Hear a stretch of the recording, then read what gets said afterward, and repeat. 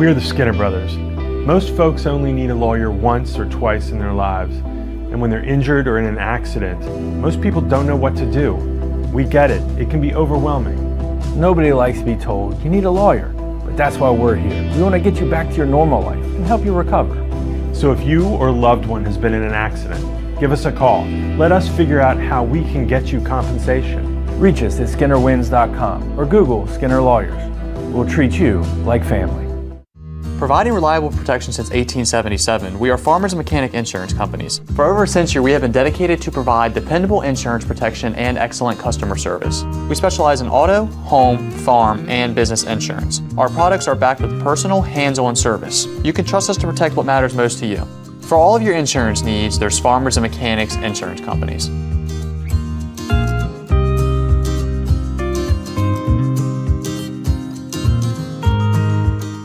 Have you been smoking? I can smell it. Hickory. I'm gonna watch you smoke the whole pack. Shop now and save at Orsinis today. Have you been smoking? I can smell it.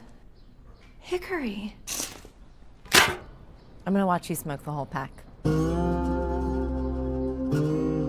Shop now and save at Orsinis today.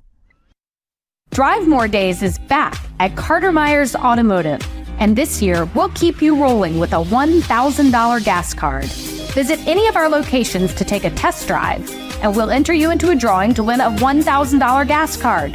With that kind of money, fill up at the pump for the rest of the year, completely on us. Stop in during Drive More Days for your chance to win a $1,000 gas card, only at Carter Myers Automotive. Owners just care more.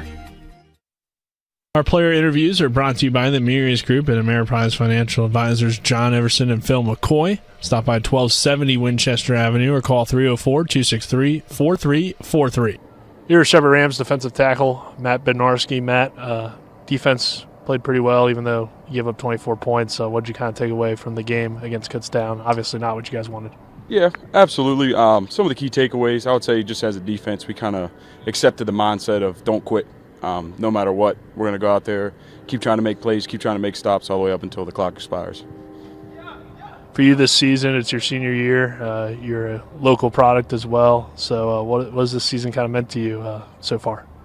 I mean, so far coming in, I knew it was my senior season, kind of last shot, kind of go around. Just want to give it my all each and every week in preparation, lifts, practices, just making sure I'm locked in and doing the best I can for myself and for the team so we can just have success. D-line's got a lot of different guys that contribute to it. How's that depth help you as a unit? That depth has been extremely helpful this year, making sure we kind of stay fresh. First group can go.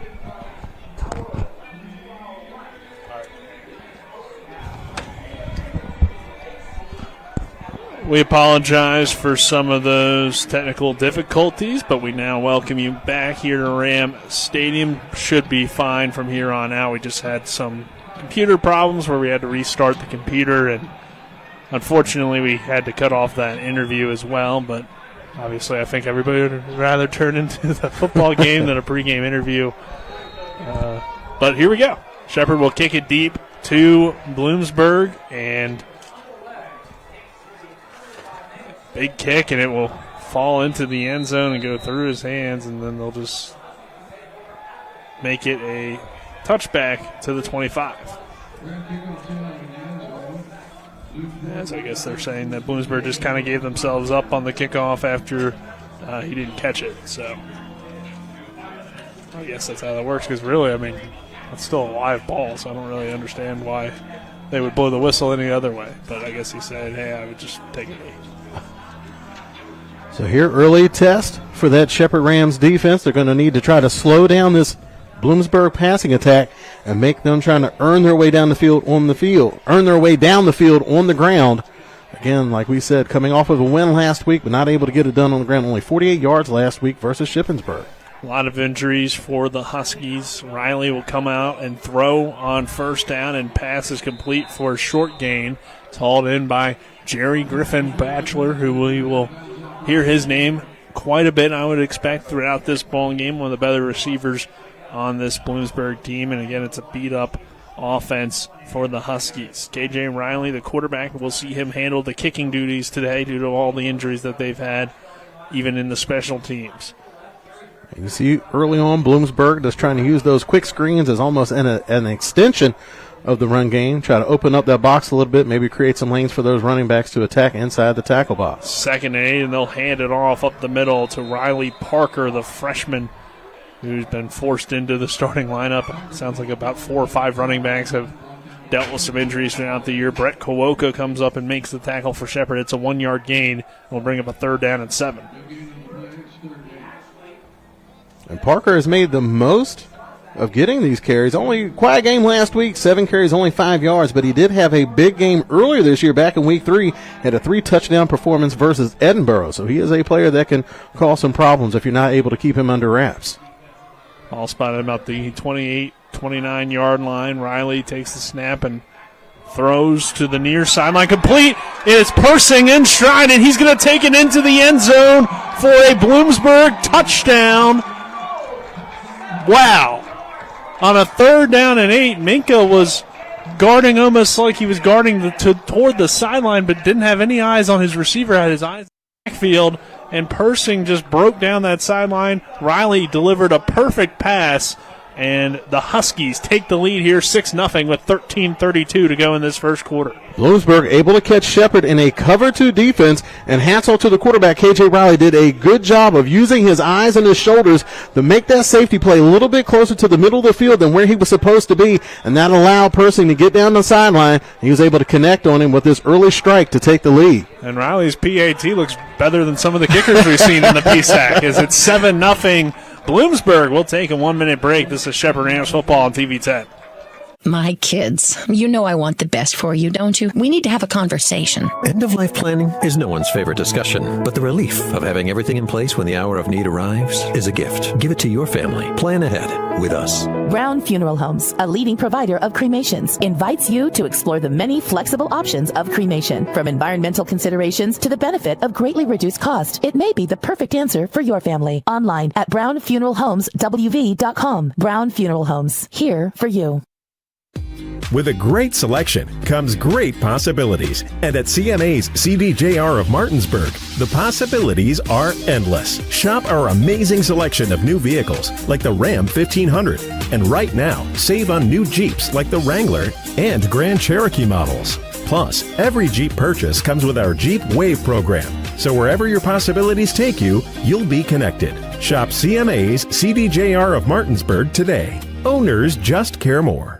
75 yards results in a 72-yard touchdown pass from K.J. Riley to Peyton Persing. Our scoring drives are brought to you by John Doyle for the Eastern Panhandle.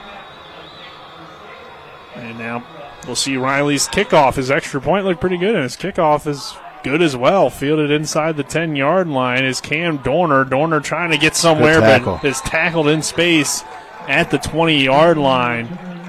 Very Looks nice like Hunter play by Lino. Bloomsburg there. Yeah, one of the many running backs that they've had to use this year. The 5'11", 200-pound junior running back from Howell, New Jersey. And again, going back to that previous drive, K.J. Riley just did a good job of keeping that safety in the middle of the field. He had that safety trying to cover that post over the middle, and what they were able to do was catch Shepherd in that cover 2 defense where there's naturally going to be a gap between the safety supposed to be helping out over the top and the corner sitting down in the flat. And just the fact that the quarterback did such a good job of keeping that safety towards the middle of the field created that lane for Persing to get that touchdown to get the game going for the Huskies. 1st and 10 here from the 23. Lech Powell handing off to Malachi Brown. Brown finds about 3 yards, gets it out to about the 26-yard line before he's brought down on the play. Huskies come up and make the tackle. It's Charles Cruz, the third.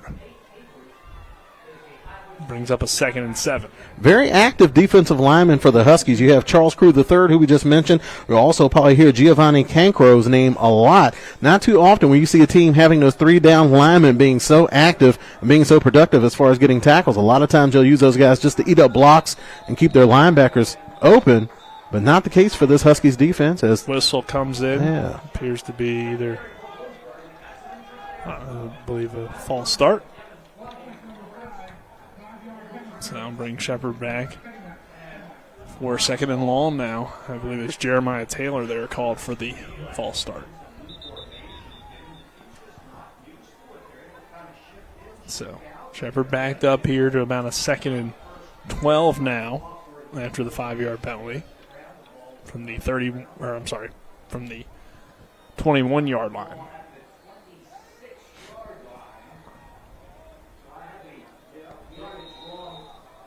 So backs looks like about a 2nd and 11.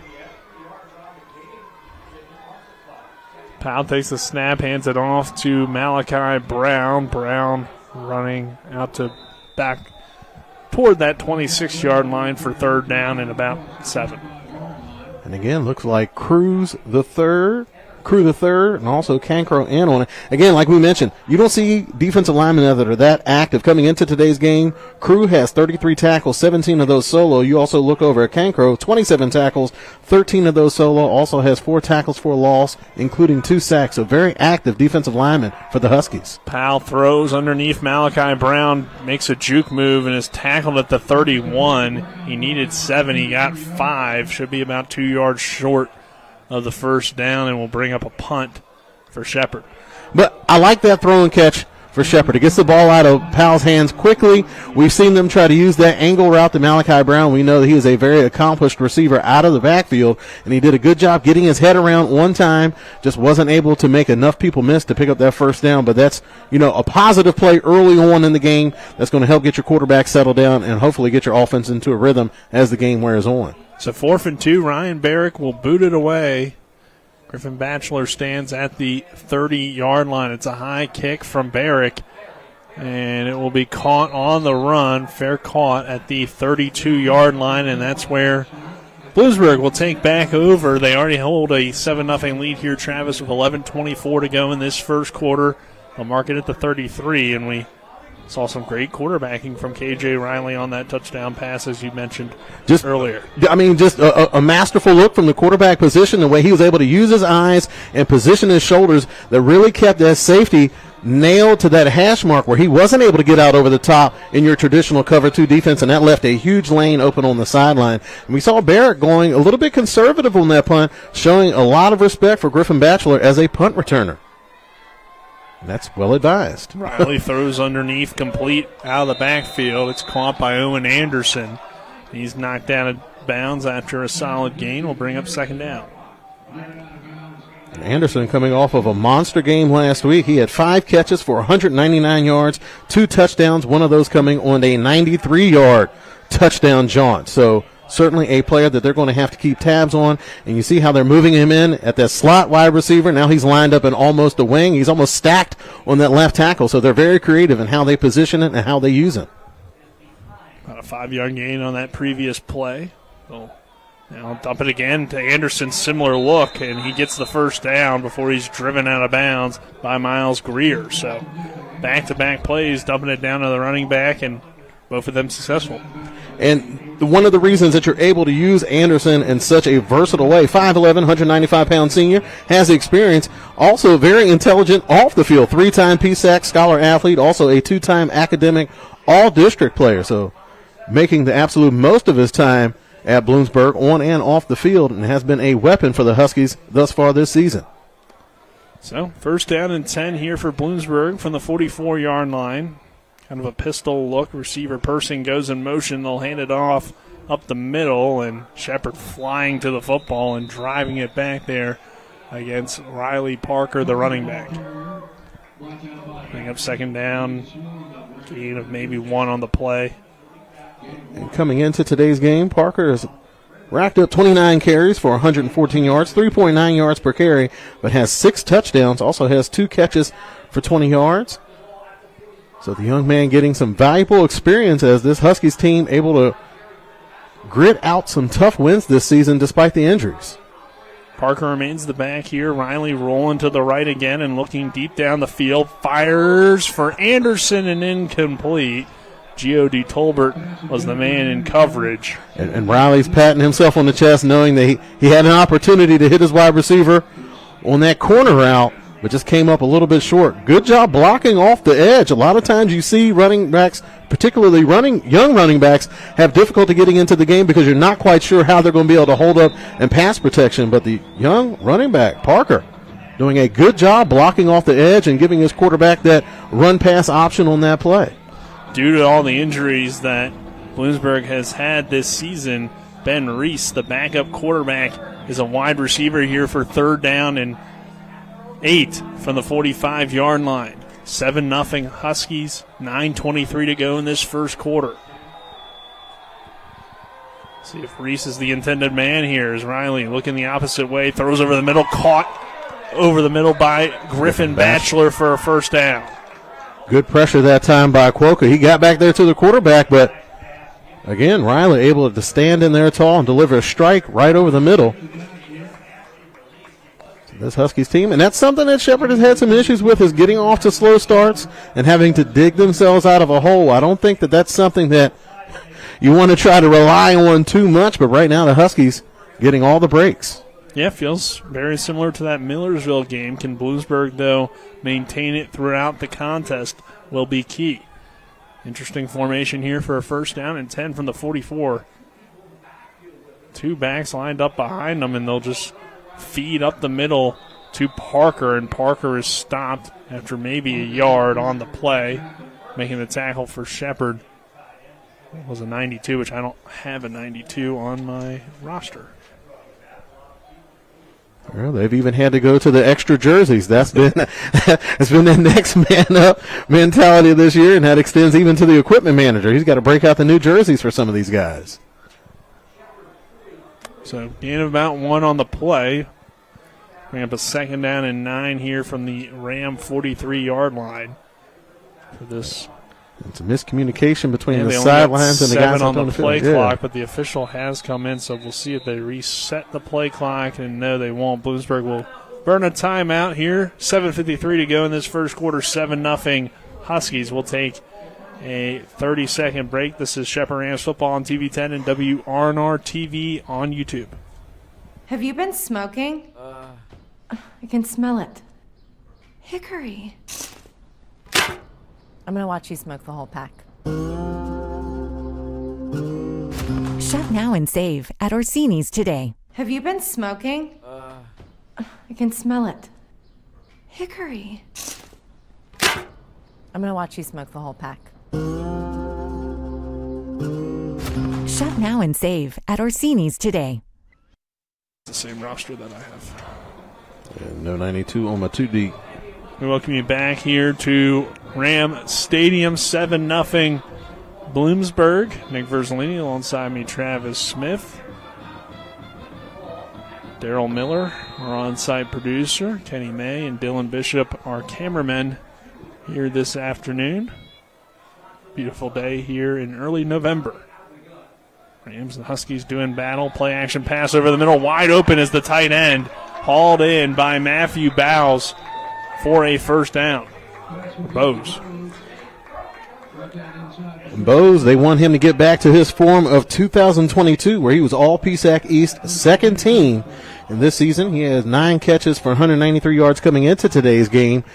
And again, he was able to put up those type of numbers when he had to split those tight end duties with Nos Jones, one of the better tight ends that you're going to find in the PSAC. So certainly a weapon. And again, just a little play action pass, pop pass to that tight end right over the outstretched hands of the Shepherd linebackers. So they move the ball to the Shepherd 28-yard line. Parker's the back here for Riley. And Riley will keep it on the read option, and Riley goes forward for positive yardage, but a flag comes in from the back judge, most likely meaning a holding or some sort of penalty against the offense. And a good read that time by Riley, because JT Comayal sniffed that play out quickly. And again, it's going to be a holding penalty on number 73. So John Shallow, the left guard, 6'4", 270 pounds. Grabbed a little bit too much jersey for the referee's liking, but again, JT Comayal did a good job of penetrating down in there and taking away that initial run option. So quarterback doing a good job reading his keys, selling that fake, and then turning it upfield. Just that holding penalty is going to negate that savvy play by the quarterback. Excuse me. Bring up a 1st down and 20 now for Bloomsburg from the 38-yard line.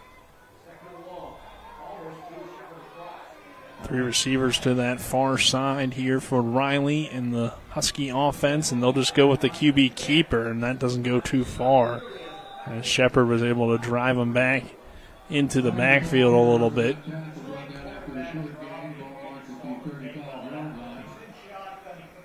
And again, that Shepard defense, they're so quick to the point of attack. Riley probably would have been better served if he just kind of hesitated a little bit, let that running back get a little bit of space ahead of him before he took off. Maybe that would have induced those linebackers to maybe to drop back out in the pass coverage before he decided to tuck it and run the ball himself. Just a 3-yard gain on that play. 2nd down and 17 here for the Huskies. Riley looking to throw. Looking for Griffin Batchelor. Dante Harrison nearly had a pick 6. He saw it the entire way. Tried to go back shoulder to his wide receiver. Now, in that matchup, Harrison has the clear size advantage. He's 6'2", 200 pounds going up against a 5'10", 190-pound Batchelor Griffin. Griffin Batchelor. I knew I was going to do that at least once today. Jerry Griffin Batchelor. It's one of my favorite names in the PSAC. 3rd down and 17. He's on your all-name team. For sure. They spread him out here. 3rd and 17 from the 35-yard line of Shepard. Riley sends a man in motion. That's Griffin Batchelor. Riley under some pressure looking for a deep ball, and his wide receiver fell down. Good coverage on the play from Shepard, trying to hit Persing on that one. As in coverage for the Rams was Will Ennis. So Bloomsburg able to get the ball back with good field position. Moved it a little bit, but kind of stalled out. And penalty. Holding call is that'll do it. Huge. It feels like every time a team gets a holding call, if they're having a good drive, it just ends it. They are drive killers. And with having your quarterback back there taking care of all the kicking duty certainly opens up possibilities as far as trick plays are concerned. So it has to be discipline on that punt return unit for the Rams. Yes. In this situation on 4th and 17, probably won't see it, but how about Riley pinning the Rams inside the 20-yard line, at least on the catch, but a good return for Shepard. Now a little bit of a... So Miles Greer, that was a gutsy call to not only catch that one in stride, but continue to take it down the sidelines. We know he is an explosive player, but also a very savvy football player. Well, Riley's been impressive on his kicking duties. Yes, he has. It will be interesting, though, if you get into like a 4th and 4 or so, and maybe you can go for a fake punt. Of course, Shepard's got to be aware of that throughout the ball game. So we'll see the Shepard offense for the second time here today as 5:45 to go in this first quarter. Lech Powell with the blitz off the edge and fires underneath, complete to Barry Hill, who's tackled after a short gain by Getz. Getz was in there also. Ryan D'Ambra, the linebacker, the outstanding linebacker for the Bloomsburg defense. He is a tackling machine coming into today's game. 65 tackles, 40 of those solo. Last week had a big game, 10 tackles, 6 solo. So he's a guy that has tremendous range and a sure-handed tackler. 4-yard gain brings up a 2nd down and 6 from the 24. Rosnich goes in motion. They'll hand it off here, and D'Ambra in there again. Shepard get some positive yards, though, as our first quarter brought to you by Smallwood and Small Insurance in Martinsburg, your total insurance solution at 1250 Edwin Miller Boulevard. Call 304-263-3361, as well as Hagerstown Ford, revolutionizing the car buying experience. Go to fordofhagerstown.com. So they'll give them the first down and move the chains here after the solid run from the Rams. 4:35 left in this first quarter, 7-0 Bloomsburg, and Shepard trying to get a drive going. First down of the day so far for the Rams. Lech Powell takes the snap. 3-man rush. Powell has all day. He'll now roll to the near side and slide down as not Getz chasing him. That was Brady Thompson, 46, not 56.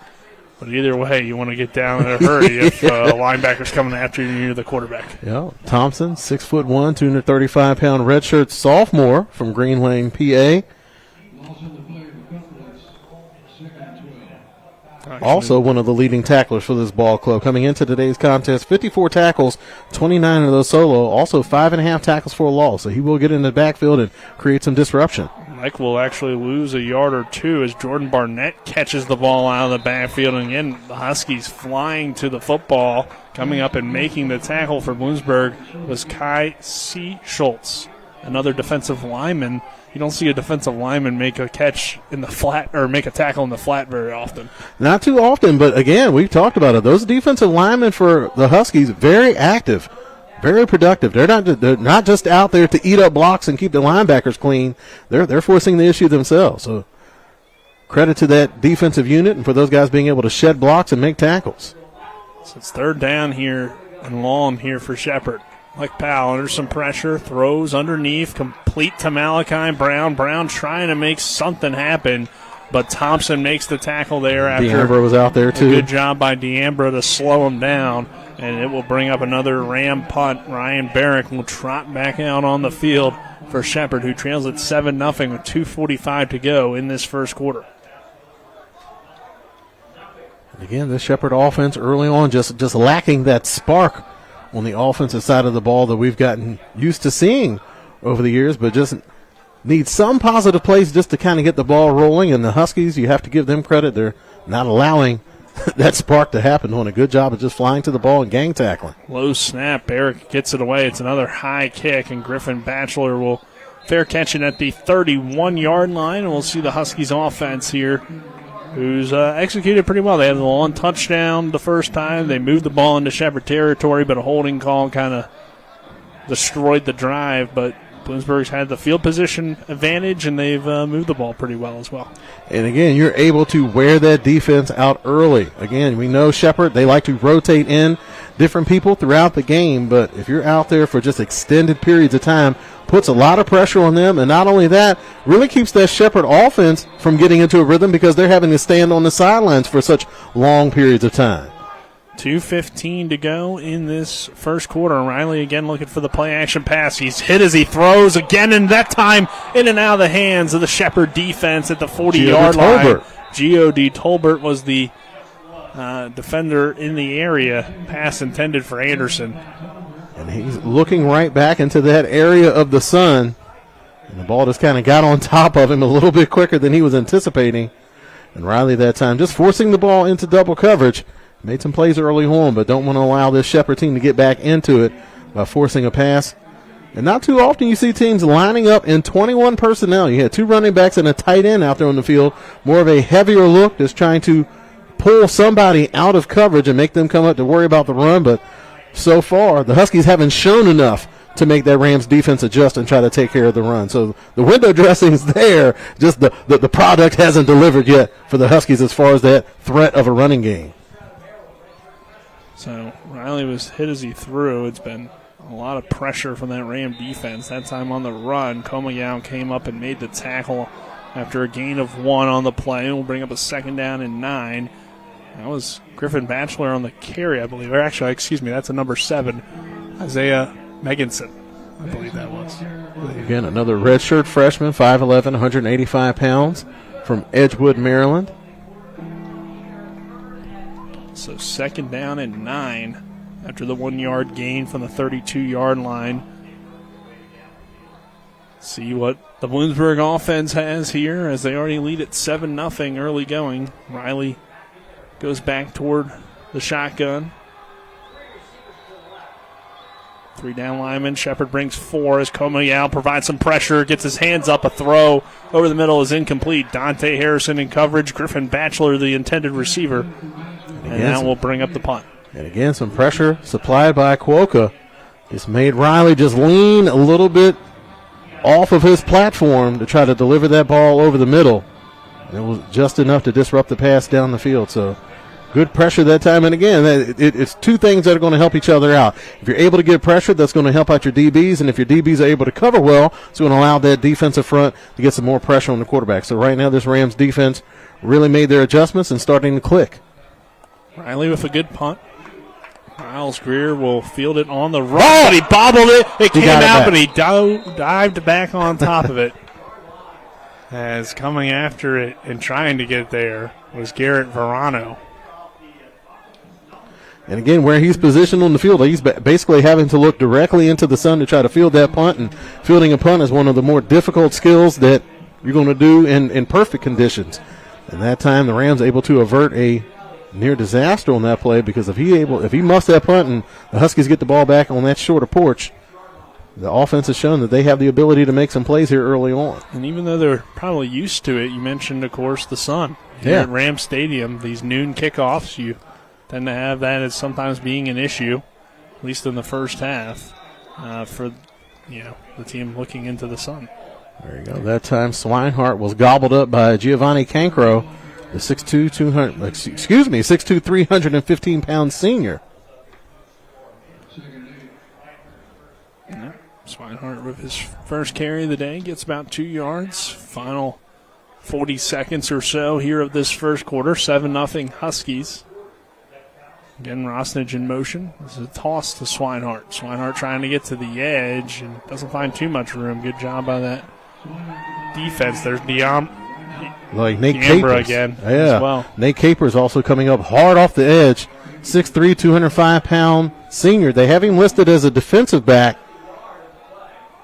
but almost the way they use him, very linebacker-like in the way that he attacks the line of scrimmage. Did a good job of setting the edge and making the tackle himself. Yeah, one of those guys that was part of that Bloomsburg defense from a year ago that gave Shepherd problems, held him to just 10 points.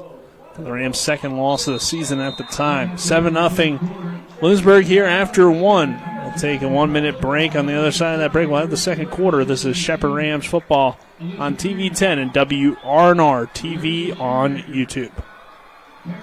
Life is evolving. Over the past decade, the way we do almost everything has changed. Get on your phone, see something you like, click on it, and it shows up at your door. Why should the way you have your car serviced be any different? Why waste your time going to a dealership service department when Hagerstown Ford and Hancock Chevrolet will come to you? They service all makes, all models, and offer full parts and labor warranties. Hagerstown Ford and Hancock Chevrolet will come to your door or office and service your vehicle while you're doing what you need to be doing, conducting that business meeting or mowing the lawn. Why take time out of your busy schedule when you don't have to? Hagerstown Ford and Hancock Chevrolet's friendly, knowledgeable staff will come to you where you live or where you work for full service maintenance, from oil changes to tire rotations, brakes, batteries, multi-point inspections. They handle it all. Hagerstown Ford and Hancock Chevrolet is committed to delivering the best of the best to their customers. Trust them to service your vehicle where you're at home or at work. Skip the time-consuming and terminal wait at the dealership. Schedule your appointment at fordofhagerstown.com or hancockchevy.com. Here for Shepherd to begin this second quarter. 7-0 Bloomsburg. Nick Verzolini alongside me, Travis Smith, Daryl Miller, as well as Dylan Bishop and Kenny May are on-site crew. Kyle McLaughlin back in the studio as Mike Powell looks to throw. Powell will take off and run. He's got a lane. Powell slides down at the 34-yard line is where they're going to spot him. That was I guess they're going to call it where the slide begins. Yes. And not where he ends up, but he comes up a long yard short of the first down. We've seen Shepherd use that. Honestly. Yeah. We've seen Shepherd use that formation several times this year where they have the three wide receivers on one side, tight end on the backside, just trying to give Powell a little bit of extra time, but just allowing him to read one half of the field. He was quick to recognize that Bloomsburg was in man coverage, tried to take advantage of that green grass, but just slides a little bit short of the sticks, and you could tell Powell playing a little bit tight, a little bit tentative here early on in the game. So 4th and 2, and Ryan Barrick will punt. And it's a high kick again. Not his best. It's going to bounce at the 45 and roll back to the 46 or so, where Miles Greer or Stanfield, I think that was Greer, though, that time touching it down. And some unusual punts from Barrick. He's been right around 44, 43 yards average so far this year, where he's done a good job of helping Shepherd gain the advantage in field position. I understand that they're going to be concerned about the return abilities of Griffin Batchelor, but I don't think you want to have it so much to the point. Well, also he's kicking into the wind as well. There's a good eye there, Mr. Verzolini, kicking into the wind, and concern about a big return. Especially, you figure it's going to be a nip-and-tuck game. You don't want to allow Bloomsburg to have those type of plays where they're able to make something explosive happen on a special teams play. So they'll hand it off to Parker. Parker with a good juke in the backfield, and then he's brought down as Shepherd comes up and makes the tackle. Miles Greer as well as Queen and Harold O'Neal in on that tackle for the Rams. Bring up second down, so seeing some explosiveness from Parker. And again, the Shepherd defense just so quick to the point of attack. Like you mentioned, Parker had him out of position, had a good juke in the backfield, and your reward is a 1 yard gang tackle. So the young running back having to take his medicine here today. Bring up a 2nd down and 9 here for the Huskies. Riley looking to throw again. Throws near sideline, complete to Griffin Batchelor for a first down. G.O.D. Tolbert laid the boom, but didn't matter. Griffin Batchelor held on to it into Shepherd territory down to the 35-yard line. And again, the Huskies have identified that when Shepherd drops back into that cover two, they're doing a good job of attacking that space where that corner is sitting down in the flat.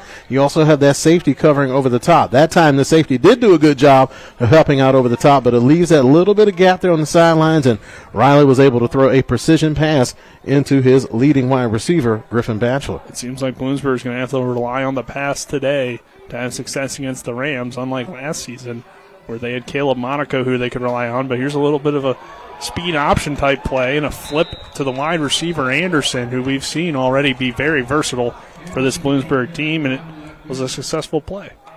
Takes it down to the 29-yard line. Bring up 2nd down. 5-yard gain. Yeah, Tolbert coming up, delivering a big hit on the play. And again, you have to be creative in how they're supplementing that running game. And they use Anderson in a variety of ways. Again, he's listed as a wide receiver, but we've seen him lined up as a wing. He's been a lead block. He's caught passes. And that time takes the pitch on a little dive option that the Huskies ran to pick up a nice chunk on 1st down. This time they'll hand it off to Lino, and Lino has a nice carry for the 1st down, as that was really the first explosive designed run to a running back on the day. Brody Carroll makes the stop, and Bloomsburg continuing to move the football against this Ram defense here in the first half. It's 7-0 Huskies. They hit a 72-yard touchdown early on to Pressling, and now they're again headed into Shepherd territory for the 3rd time today, you could say, even though one of their drives stalled out. And, of course, the other drive was just one big play, but here's the option play. But the ball came out. Shepherd may have this one. The way that Riley was holding on to it, and now it is Ram football. Brody Carroll comes away with the football for Shepherd, and the Rams will take over, as now Riley is also slow to get up. He took a shot on that one.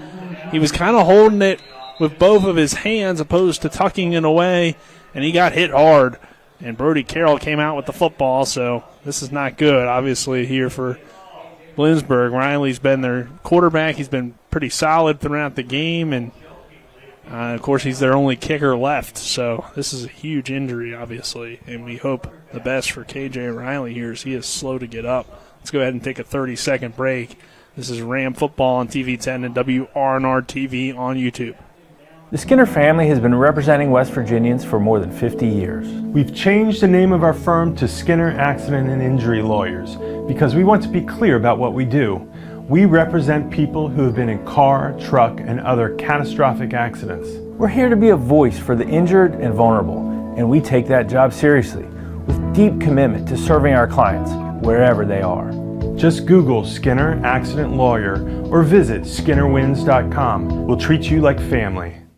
Back here to Ram Stadium. Looks like Riley may have just got the wind knocked out of him there, as he's walking here on the near sideline and on his own power, not getting any more medical attention, so he should be good for the rest of the game. As Powell throws to the far sideline, complete. And that's an impressive throw from Leck. He's had some issues with those kind of throws outside the numbers, and he completes it there to Cam Dorner for a short gain. And the thing that's going to be critical for Powell to consistently make those throws is going to be his mechanics.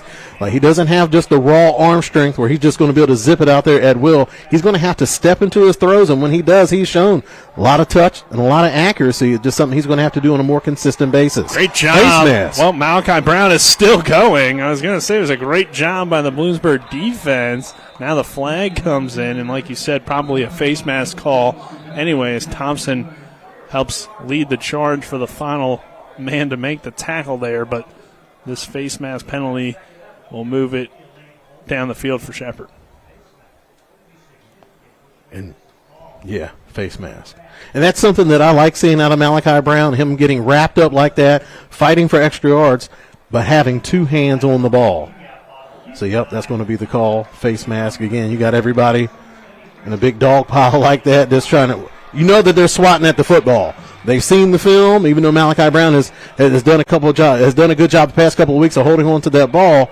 Again, those defenders, it's like blood in the water with sharks. Once they know that possibility of him putting the ball on the turf is there, that's going to make them even more active in trying to punch out the ball, and sometimes that's going to be the result is you're going to swing, and sometimes you're going to catch a lot of face mask instead of the football. 1st and 10 here for the Rams. Dump down to Batten underneath. Cordell Batten trying to make a play, and he finds about 3 yards on the play. Again, it's a defensive lineman, and Seaschultz making the tackle. We haven't seen much from Batten this season. He had some good catches last year, made some good plays, but it's just been a different offense this year for Shepherd. Different offense, and it's a tough unit to crack. You got Jeremiah Taylor, Cam Dorner, and Barry Hill ahead of you. So the question is who are you going to take off to put him in? It's just a tough situation of being in a very talented wide receiver room. 5-yard gain, bring up a 2nd down and 5 for the Rams. They'll go play action and dump it down to Barry Hill, and Hill's got blockers in front, and Barry should have enough for a 1st down as he gets close to the 40-yard line, and that will move the chains. And I like that. You're rewarding. The play before, he was over there blocking his butt off for Batten to pick up a couple extra yards. Then you put him in that bunch formation, coming off of a play-action pass. You get him out on the edge. That's going to be an extension of that run game. He's one of the more slippery offensive players for this Rams team. Get the ball to him in space and let him do what he can do. And that time he was able to pick up a 1st down. Brown is the running back. It's play action. Quick pass over the middle, complete to Jeremiah Taylor for Shepherd. So the Rams are sprinting it around, and that looked like an RPO. And you saw the efficiency there of the Shepherd offense here. They're going quick. This has been when they've really been at the best, is the no-huddle looks. So, again, going a little bit up-tempo. That play-action fake made those linebackers step up a little bit and created just enough space for Taylor to slide in behind those linebackers. Brown there on the carry. Cruz makes the tackle. And then eventually they do actually bring him down. But 8:35 to go in this first half. 7-0 Bloomsburg. Shepherd, for the first time today, moving the ball well against this Bloomsburg defense. I like it. Malachi Brown, he's running with a little bit of nasty in him today, a little bit of attitude. I like that on number 4. 4-yard gain on the play, 2nd down and 6. We'll go Brown again. He hesitates in the hole and finds about a yard or 2 before Bloomsburg's able to make the tackle. D'Ambra leading the way for the Huskies. Brown doing a good job of using his block from the big left tackle. Wyatt Pelicano leading the way. Again, we talked about injuries on the Bloomsburg side, but injuries has been an issue for that Rams offensive front this year as well, where they've had to rotate in several different people at different positions. But again, this group is always very good at developing and working in that next generation of football players up front. 3rd and 4, they dump it down to Brown in the flat. Bloomsburg trying to fly the football, and they do a nice job. Leading the way there for the Huskies was Devin Fleming. And it'll bring up a 4th down and a decision for Shepherd, and they're going to run the field goal unit on. At that time, Brown had to wait on that pass a little bit from Powell. We've noticed that Powell's been a little bit hesitant to step into his throws today. And again, you have to have a short memory. Last week was last week. You can't correct it now. You got to focus on what you have right in front of you, and what you have is a winnable game. If you go out there and play to win, you can't play not to lose. Baker from about 37 yards, and the kick is up, and it is good, but a flag came in from the sideline, so hold everything here. We've now seen a flag on the play, and this could force Shepherd into another kick. Legal procedure against the Rams, so they will be forced to kick it again, and it will be a longer attempt here for Baker, the freshman, who kicked it well there from 37, but we've already seen him miss a few this season. So Shepherd coming into today's game averaging just under 50 yards and penalties per game. Again, ticky-tack stuff, but it's enough to knock your offense out of rhythm if you're having difficulties getting into that rhythm. So it should be about a 42-yarder. And the kick is up, and it is no good. Not close there from Keith Baker, but another whistle and a flag. I think this one's going to go against Bloomsburg. And it might have been something where somebody used some leverage to get up in the air to try to block that kick. It may have given a gift right back to that Shepherd offense. Yeah, that's tough. Just under 7 minutes to go. 7-0 Huskies.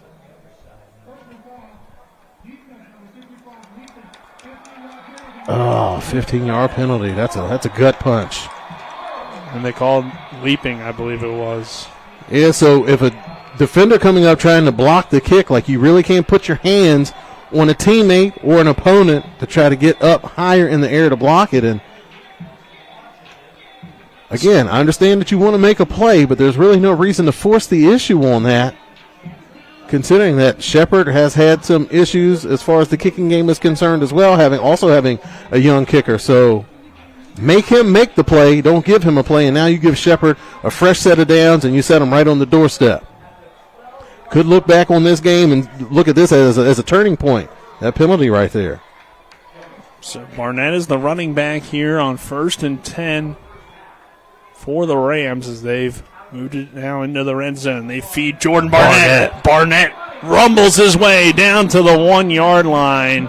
Big run for number 0. Our second quarter is brought to you by John Doyle for the Eastern Panhandle, as well as Smallwood and Small Insurance, your total insurance solution at 1250 Edwin Miller Boulevard. Call 304-263-3361.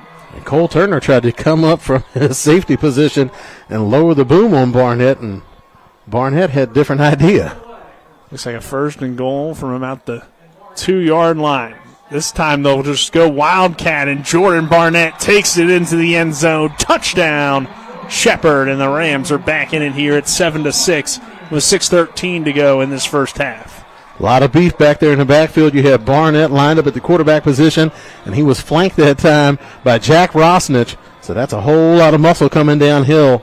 It was enough to punch it in for the first score of the day for the Shepherd offense. And again, when Rosnich is in the game, good things tend to happen. He's such a impactful player even if he doesn't have the ball in his hands. So Baker on to attempt the PAT. And the kick is up, and it is good, and that penalty really hurts Bloomsburg. Ends up resulting in a touchdown drive for the Rams. We'll take a 1-minute break. 7-all. 6:13 left in this first half. The Palace Lounge in Martinsburg is the place to be. Join us every night to relax and enjoy football or basketball games featuring either the Martinsburg Bulldogs, Shepherd University Rams, or West Virginia Mountaineers. We will have steak night every Wednesday, shrimp nights every Thursday, and now taco and margarita nights every Tuesday. You can find us on Facebook or call 304-267-7520. The Palace Lounge is located at 1350 Edwin Miller Boulevard in Martinsburg. With 4 new car dealerships and 4 used car dealerships in 3 states, Parsons is the largest used car and fastest growing new car dealer in the tri-state area. Take Parsons Ford with huge savings on hundreds of new Fords, financing from 0%, Parsons' goal of financing for all, and Parsons' famous above-market trade-in allowances that help make Parsons #1 for used cars too. See why so many won't buy anywhere but Parsons Ford in Martinsburg. We became #1 by making you #1 first. Parsons. A legal procedure. Yep, kick heads out of bounds here as we welcome you back here to Rams Stadium, tied at 7 with 6:13 to go in this first half. So the illegal procedure will set up Bloomsburg with good field position, but Shepherd gets it into the end zone as KJ Riley had that fumble on the Shepherd side of the field. The Rams respond with a 79-yard drive after Brody Carroll recovered that fumble. And it was capped off by the short touchdown run by Jordan Barnett after a penalty also against Bloomsburg. So some big mistakes on a field goal attempt that was missed by Shepherd. Our scoring drives are brought to you by John Doyle for the Eastern Panhandle. So some tough plays there, Travis, going not in the favor of Bloomsburg. But the good thing is Riley's still out on the field, and he'll pitch it on this play as getting involved in the Hunter Lino was on the receiving end of that pitch. And you run that style of option, you run that triple option action, you're risking the football. It's a dangerous play. You expose your quarterback to some big hits. We've already seen that. Riley just trying to jump over a pile of bodies and just takes a big hit, puts the ball on the turf. And again, a player, of course, everybody's quarterback's going to be important to your football team, but when your quarterback is also your punter, your kickoff guy, and your place kicker, losing him would have been a difficult loss for the Huskies to try to deal with. So fortunate for them, he's back out there able to play. Leno runs the ball again up the middle, short pickup. Looks like Gio DeTolbert in there on the tackle with a host of Rams defenders, setting up a 3rd and short for Bloomsburg, just short of the 45. Yeah, going to be about a 3rd down and 2 here with 5:15 left in this first half. We're tied at 7. Huskies trying to keep this drive going. We'll see what they draw up. They've had some creative plays throughout this first half to have a little bit of success. Leno remains the running back, lined up next to Riley in the backfield. And they'll just hand it off and go up the middle, and Shepard's all over it. Yeah, nothing doing. Big push up front by that Rams defensive line. Looks like at the bottom of that pile for Shepard was Matt Bednarski, the nose tackle. Rams all over it there, and now it'll be 4th and 1. And here's one of those situations where you may think about some sort of trick play with K.J. Riley, your punter, who's also your quarterback. So, and with the way that they like to run that option and how active he is in the running game, his fatigue and how they manage him and how they're able to keep him out of harm's way throughout the course of the game, that's going to kind of be the game within the game today for the Huskies. This punt, fair caught on the run by Miles Greer, and Shepard will be set up here again offensively. So the Rams do get the ball to start the second half. They're in a good position all of a sudden, Travis, with 4 minutes to go before halftime. And Shepard trying to figure some things out here offensively. They'll have it from the 25-yard line, but a drive that was helped a little bit by some Bloomsburg mistakes, but Shepard gets into the end zone. They now have that confidence moving forward. And again, that Rams defense really imposing their will here early on after giving up that initial touchdown. You look back to that scoring drive. It started when they forced that fumble from Riley going down. Like you said, the big penalty at that point kept the drive alive. But again, they come out, 3 and out, get the ball back to the Rams offense in pretty good field position. Here's a flip to Barry Hill on the jet sweep, and Hill doesn't find much room, only gets about a yard or 2 on the play. Good job by that Bloomsburg defense. Get trips up in the backfield by Ryan Wirtz, the 5'9", 175-pound junior.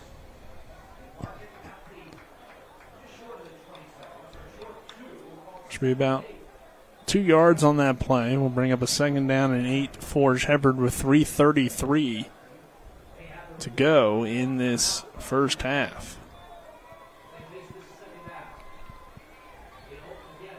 Hill goes in motion. They'll dump it down to him underneath.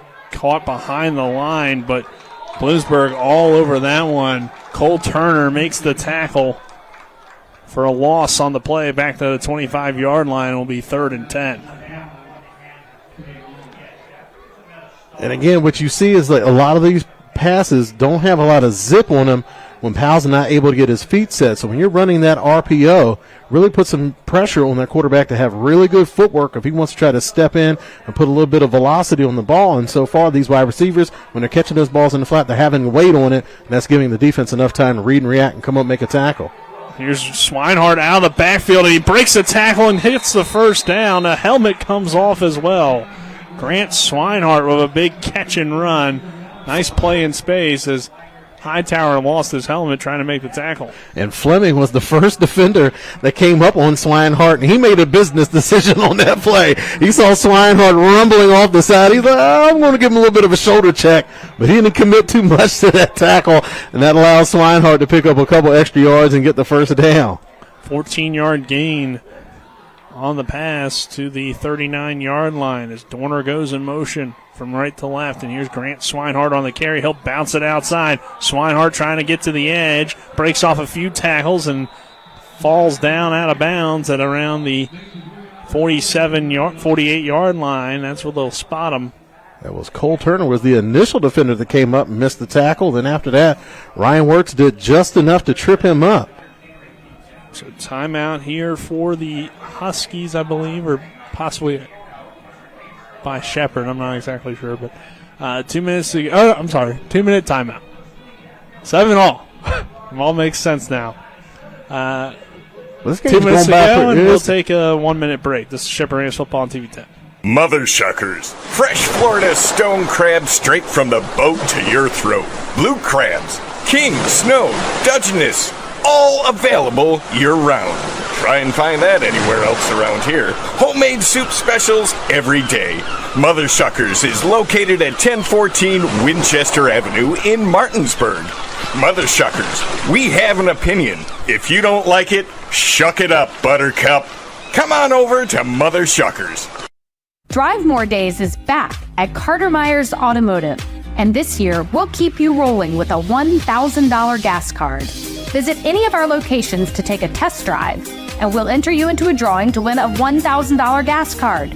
With that kind of money, fill up at the pump for the rest of the year, completely on us. Stop in during Drive More Days for your chance to win a $1,000 gas card. Only at Carter Myers Automotive. Owners just care more. On a 2nd and 1, Barry Hill catches the pitch and takes it for a first down for the Rams. So Shepherd, I mean, they've gone to a lot of these short, quick plays to their speedy receivers, and it has been somewhat successful. They've had a few negative plays on it, but for the most part, it's moving the football and keeping, the offense moving, staying in front of the chains. As first down and 10 here, Powell under some pressure. He'll now roll and look, and now just fall down at the 45-yard line as nothing was open there for the Rams. Good job by that defense as there's Cancro coming up and making that stop there, and it'll bring up a 2nd down and long. With 1:10 left, Shepherd quickly back on the ball, and they'll run Jordan Barnett, and Barnett has a big run into the Bloomsburg secondary, and he has the first down before he's brought down on the play by Ryan Wirtz. And you talked about the success that this Rams offense has had using those wide receivers in the run game or those little quick jet sweeps to try to, what you want to do is spread that defense out from sideline to sideline because it's going to create those running lanes in the middle. You just saw Barnett able to take advantage of it on that last play. And Shepherd has all 3 of its timeouts. They'll feed Barnett here again, and now they'll call the timeout. Sean Paul makes the tackle there for Bloomsburg. Just 45 seconds to go before halftime here between the Rams and the Huskies, and we have the Shepherd timeout. Let's take a 30-second break. This is Rams Football on TV 10. You feel that in the air? The precision passes of expletives thrown from a jersey-clad warrior to his TV, his dog, or anyone that'll listen. It's time for tailgating and showing off those parking lot picnics. Just remember, when you come out of the 4th quarter to 5 new dents, remember Cody's Auto Body is your MVP. I can erase those dents, just not the memory of your team's awful record. I'm Cody with Cody's Auto Body. That's Cody's with a T for f***ing trust. We welcome you back here to Ram Stadium at Coach Monty Cater Field. 7-all between Shepherd and Bloomsburg. 45 seconds to go before halftime. It's a 2nd and 7 here for the Rams. They still have 2 timeouts remaining, so plenty of time. Shepherd gets the ball to start the second half as well. They've already moved it down to the 25-yard line of the Huskies. Like Powell is in the pistol. That's Malachi Brown, the running back. Dorner and Hill are the wide receivers to the far side. But there's a blitz and a sack. Coming up and making it is Devin Fleming, as Leck Powell didn't recognize the nickel blitz, and that's a big loss of about 10 yards for Shepherd. Bring up a 3rd down and 17, and the Rams are forced to burn another timeout. We'll take a 30-second break as well. This is Shepherd Rams Football on TV 10 and WRNR TV on YouTube. You You feel that in the air? The precision passes of expletives thrown from a jersey-clad warrior to his TV, his dog, or anyone that'll listen. It's time for tailgating and showing off those parking lot picnics. Just remember, when you come out of the fourth quarter to 5 new dents, remember Cody's Auto Body is your MVP. I can erase those dents, just not the memory of your team's awful record. I'm Cody with Cody's Auto Body. That's Cody's with a T for f***ing trust. We welcome you back here to Ram Stadium. 3rd down and 17 for Shepherd after the 10-yard loss on the sack. 38 seconds to go here in this first half. We're tied at 7. At this point, Travis, you may just be playing to get back into field goal range for 3rd and 17, or at least maybe for 4-down territory at the very least. Not too many plays for 3rd and 17. But we'll see. Trying to use the hard count, see if they could knock some of that yardage off with a penalty, but Bloomsburg able to stay disciplined on that look. Powell takes the snap. And now a full whistle. And a timeout taken by the Huskies. We'll just keep it here with 36 seconds to go before halftime. So 3rd down and 17 for Shepherd. We're tied at 7 between the Rams and the Huskies. Final few seconds of the second quarter, and Travis, Shepherd's been pretty conservative today. They've been able to move the ball a little bit better in the second quarter compared to the first, but that sack and a few plays here and there kind of preventing the offense from taking that next step. And that was a good call by that Bloomsburg defense to send Fleming in on that nickel blitz.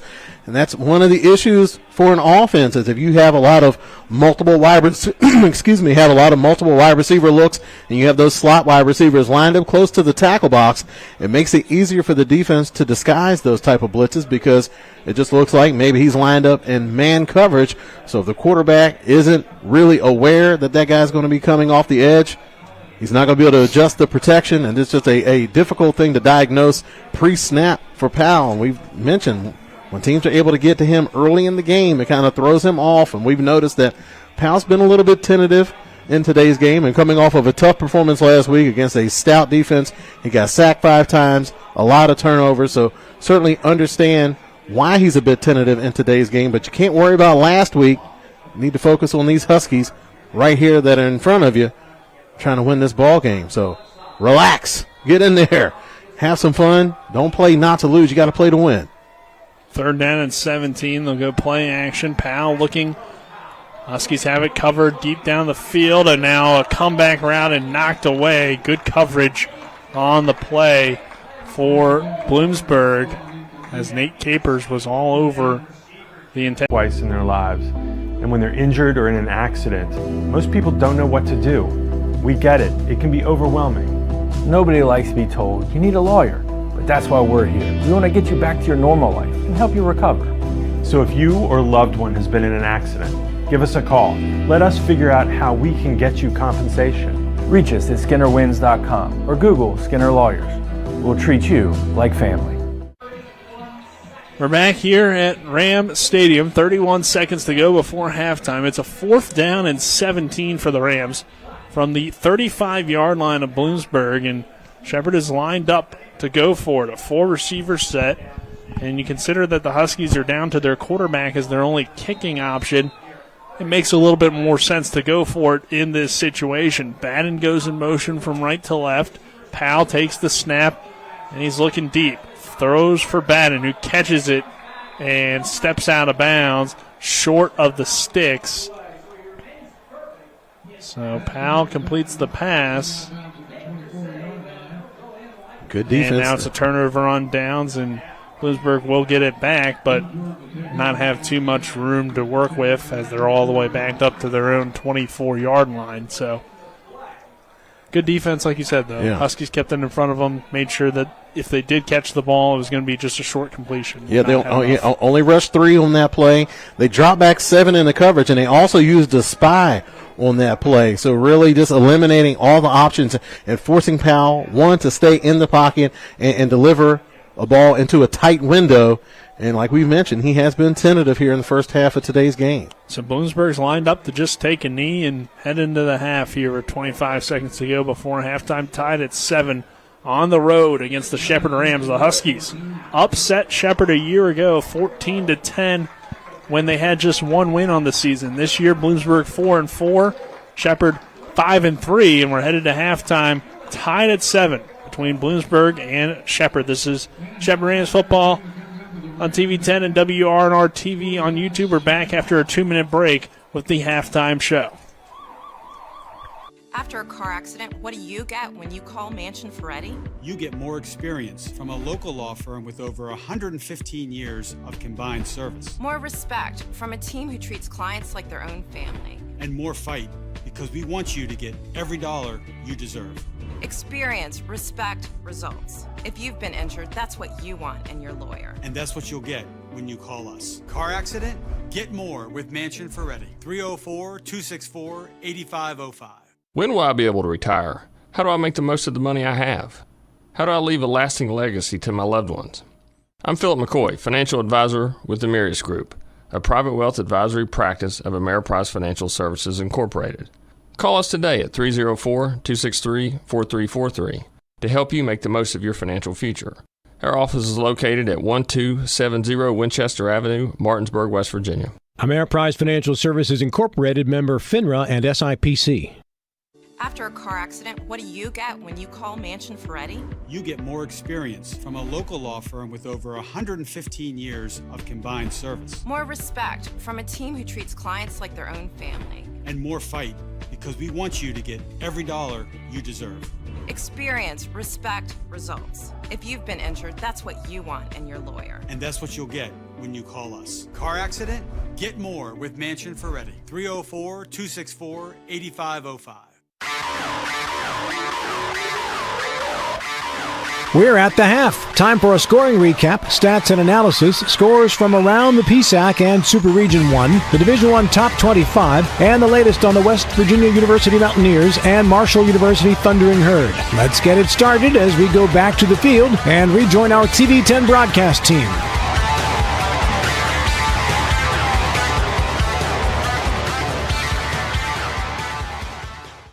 Welcome you back here to Rams Stadium for the halftime show, which is brought to you by the Mansion Fretti Law Firm in Martinsburg, where it's about seeking justice for you. Go to wvjusticelawyers.com. Nick Verzolini alongside me, Travis Smith, Daryl Miller, as well as Kenny May and Dylan Bishop, our on-site crew. Back at the studio, Kyle McLaughlin will give you some first-half stats, which are brought to you by Hagerstown Ford, revolutionizing the car buying experience. Go to fordofhagerstown.com. We'll start with the Bloomsburg offense. As in that first half, Riley completes 7 of 12 passes and throws a touchdown as well as 127 yards through the air, including that 72-yard touchdown pass. On the reception, Persing had that touchdown pass reception for 72 yards. Griffin Batchelor gets 3 catches in that first half for 29 yards. Bose with 1 catch for 16 yards. Anderson with 2 catches for 10 yards. In terms of on the ground for Bloomsburg, it's been pretty tough to run the football. Lino has 4 carries for 14 yards. Anderson 1 carry for 6. Riley with 2 carries for 5. Parker with 4 carries for 5 yards as well. And then defensively for the Huskies, leading the way in tackles, DeAmbrose 6, Warts with 6 as well. And you've seen Fleming with 2 tackles for a loss in that first half. For the Shepherd offense at halftime, Mike Powell completes 14 of 15 passes, which is kind of crazy to think about it because it didn't really necessarily feel like that.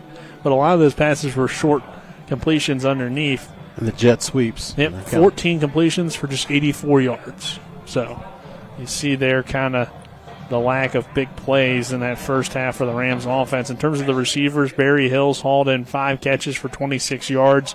Cordell Batten 2 catches, 16 yards. Swinehart with 1 catch for 14. Dorner with a catch for 12. Jeremiah Taylor with a catch for 11. And Malachi Brown with 3 catches for 3 yards. Barnett 1 catch for 2 yards.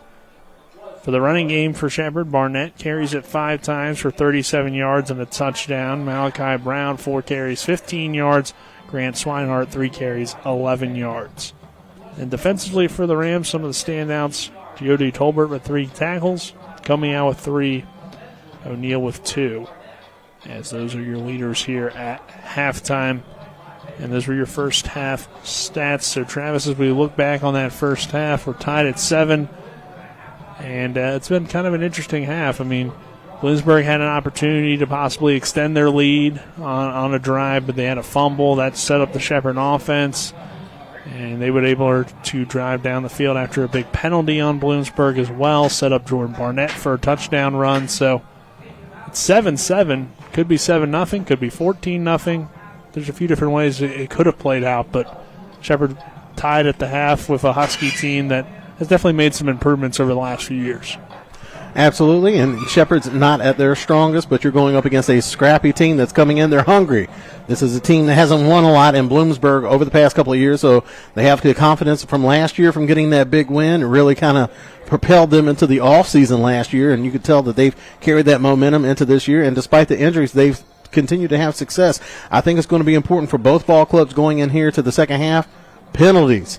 Knock off the silly penalties. The penalties have really derailed both ball clubs here in the first half, so that's going to be important. If you're looking for an adjustment for Bloomsburg, I think it's something, seeing how Powell is throwing those short passes, and we saw this a lot during Westchester, tell those defensive linemen to get their hands up. If you're not able to get pressure on that initial rush, get your hands up. Like we mentioned, Powell, only 6 foot, has had some issues as far as getting some batted balls.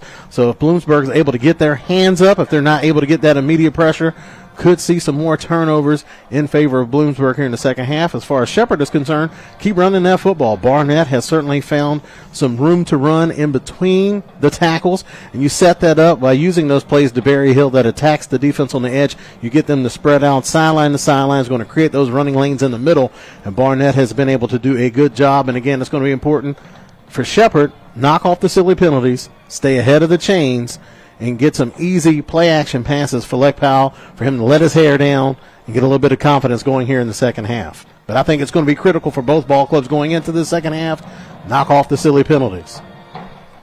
All right, so we'll take another break. On the other side of that break, we'll hear from Kyle McLaughlin, who will have a halftime scoreboard update for you. But our score here at the half, Shepherd 7, Bloomsburg 7. This is Shepherd Rams football on TV 10. Hi, Delegate Mike Hornby here. While I do not have an opponent this election cycle, I want to talk about the power of your voice, your vote. Voting is not just a right, it's a responsibility that shapes our future. Each election is an opportunity to express your values and priorities. When you vote, you influence decisions on education, healthcare, the role of government, taxes and regulations, issues that impact our lives and the generations to come. Berkeley County, remember your vote is your voice. My family fled from a dictatorship where we didn't get a voice. If you don't speak up, others will make decisions for you. Let's honor the struggles of those who fought for our right to vote by exercising that right. This November, vote for the future you want to see at the local, state, and national level. I encourage all Berkeley County residents to vote. Voting has never been easier. We have 3 locations for early voting, and your polling place can be found at sos.wv.gov. Paid for by friends of Mike Hornby. One of the questions lawyers get asked the most is, what is my case worth? I'm Steven Skinner, and this is my brother Andrew with Skinner Accident and Injury Lawyers. The truth is, it's very difficult for a lawyer to pinpoint a number because every case is different. We get to know each situation and we'll give you an idea of what your case is worth and why. The sooner we get involved, the better we can do getting you the compensation you deserve. Google Skinner Lawyers or go to skinnerwins.com. We'll treat you like family. Rox has 3 new chicken sandwiches for $4.99. They got the golden chicken sandwich, the hot honey mango, and one with the 4 basic food groups: chicken, buffalo, bacon, and ranch. Righteous! Rock's Local Market. 3 new chicken sandwiches, just $4.99. Rox has 3 new chicken sandwiches for $4.99. I'm getting the golden chicken sandwich or the buffalo bacon ranch. Hot honey mango for me. Dude, you don't have any eyebrows. Rock's Local Market. 3 new chicken sandwiches, just $4.99. Welcome into the halftime scoreboard show on TV 10 and WRNR TV on YouTube, brought to you by Rob Blair for Berkeley County Sheriff. At the half, we're tied at 7 apiece between Bloomsburg and Shepherd here in this Pennsylvania State Athletic Conference East Division battle. Let's now take a look at some other scores from around the PSAC. Final score from yesterday, I believe, or no, Thursday it was. My apologies. On Halloween, it was Slippery Rock getting a 38-22 victory over Clarion at Clarion. Scores with games going on right now, it is Edinburgh up 14-7 against Seton Hill with 42 seconds remaining in quarter number 2. At the 2-minute warning, it is still tied at 10 between Lockhaven and Westchester. At halftime, it is IUP leading Gannon by a score of 21-7, and Kutztown at the 2-minute timeout is dominating Millersville. They have just scored again now with 19 seconds left actually here before the half to add on to this dominating Golden Bears lead. Let's make it, instead of 42-3, about 49-3, Kutztown against Millersville. And then a kickoff at 1 o'clock, so this game just barely underway between East Strasburg and Shippensburg, still scoreless, just about 5.5 minutes into that game. So that's your scores around the conference. Let's now take a look at the college football scoreboard in Division I action. 9:25 left in the second quarter between number 4 Ohio State and number 3 Penn State. It's the Buckeyes leading the Nittany Lions 14-10. 5:45 left in the second quarter. Duke is hanging in there right now with number 5 Miami. That tied at 14. 7:18 left in the second quarter. It's number 19 Ole Miss 28. Arkansas 3. Minute 55 left in the second quarter. Number 21 Army trying to stay undefeated against 1-6 Air Force. Right now Army only up 6-0 at home. Number 24 Illinois against Minnesota. That tied at 10 apiece with 3:28 to go in the second quarter. Also with 3:16 left in the second quarter, it's Oklahoma 28, Maine 7. 44 seconds left in the second quarter. It's Northwestern 17, Purdue 3. Minute 58 left in the second quarter. It's NC State 24, Stanford 14. With 4:18 left in the second quarter, it's Virginia Tech 14, Syracuse 3. With 7:53 left in the second quarter, it's Buffalo 24, Akron 7. With 7:10 left in the second quarter, it's Eastern Michigan at home leading Toledo by a score 10-7. And with 5:57 left in the second quarter, it's Memphis 24, UTSA 17. And lastly, with 3:51 left in the first quarter, it's Auburn and Vanderbilt still scoreless. Again, our score at the half between Bloomsburg and Shepherd, it's 7-7. As we now step aside, take another 2-minute break. On the other side of that break, we'll send it back to the stadium with Nick and Travis. This is Shepherd Ram Football on TV10 and WRNR TV on YouTube. When will I be able to retire? How do I make the most of the money I have? How can I leave a lasting legacy to my loved ones? I'm John Everson, Private Wealth Advisor with the Mirius Group, a private wealth advisory practice of Ameriprise Financial Services Incorporated. Call us today at 304-263-4343 to help you make the most of your financial future. Our office is located at 1270 Winchester Avenue, Martinsburg, West Virginia. Ameriprise Financial Services Incorporated, member FINRA and SIPC. The Palace Lounge in Martinsburg is the place to be. Join us every night to relax and enjoy football or basketball games featuring either the Martinsburg Bulldogs, Shepherd University Rams, or West Virginia Mountaineers. We will have steak night every Wednesday, trip nights every Thursday, and now taco and margarita nights every Tuesday. You can find us on Facebook or call 304-267-7520. The Palace Lounge is located at 1350 Edwin Miller Boulevard in Martinsburg. It's the new normal. You live, work, and play everywhere. Whether it's the family car or the family business, you need insurance that keeps pace with your changing life. Home on the job or working from home, peace of mind comes from knowing your whole world is covered. No matter what happens or how big it grows, whatever your new normal, Erie Insurance's award-winning service and personal agents can keep pace. Call your local agent today or visit erieinsurance.com for a quote.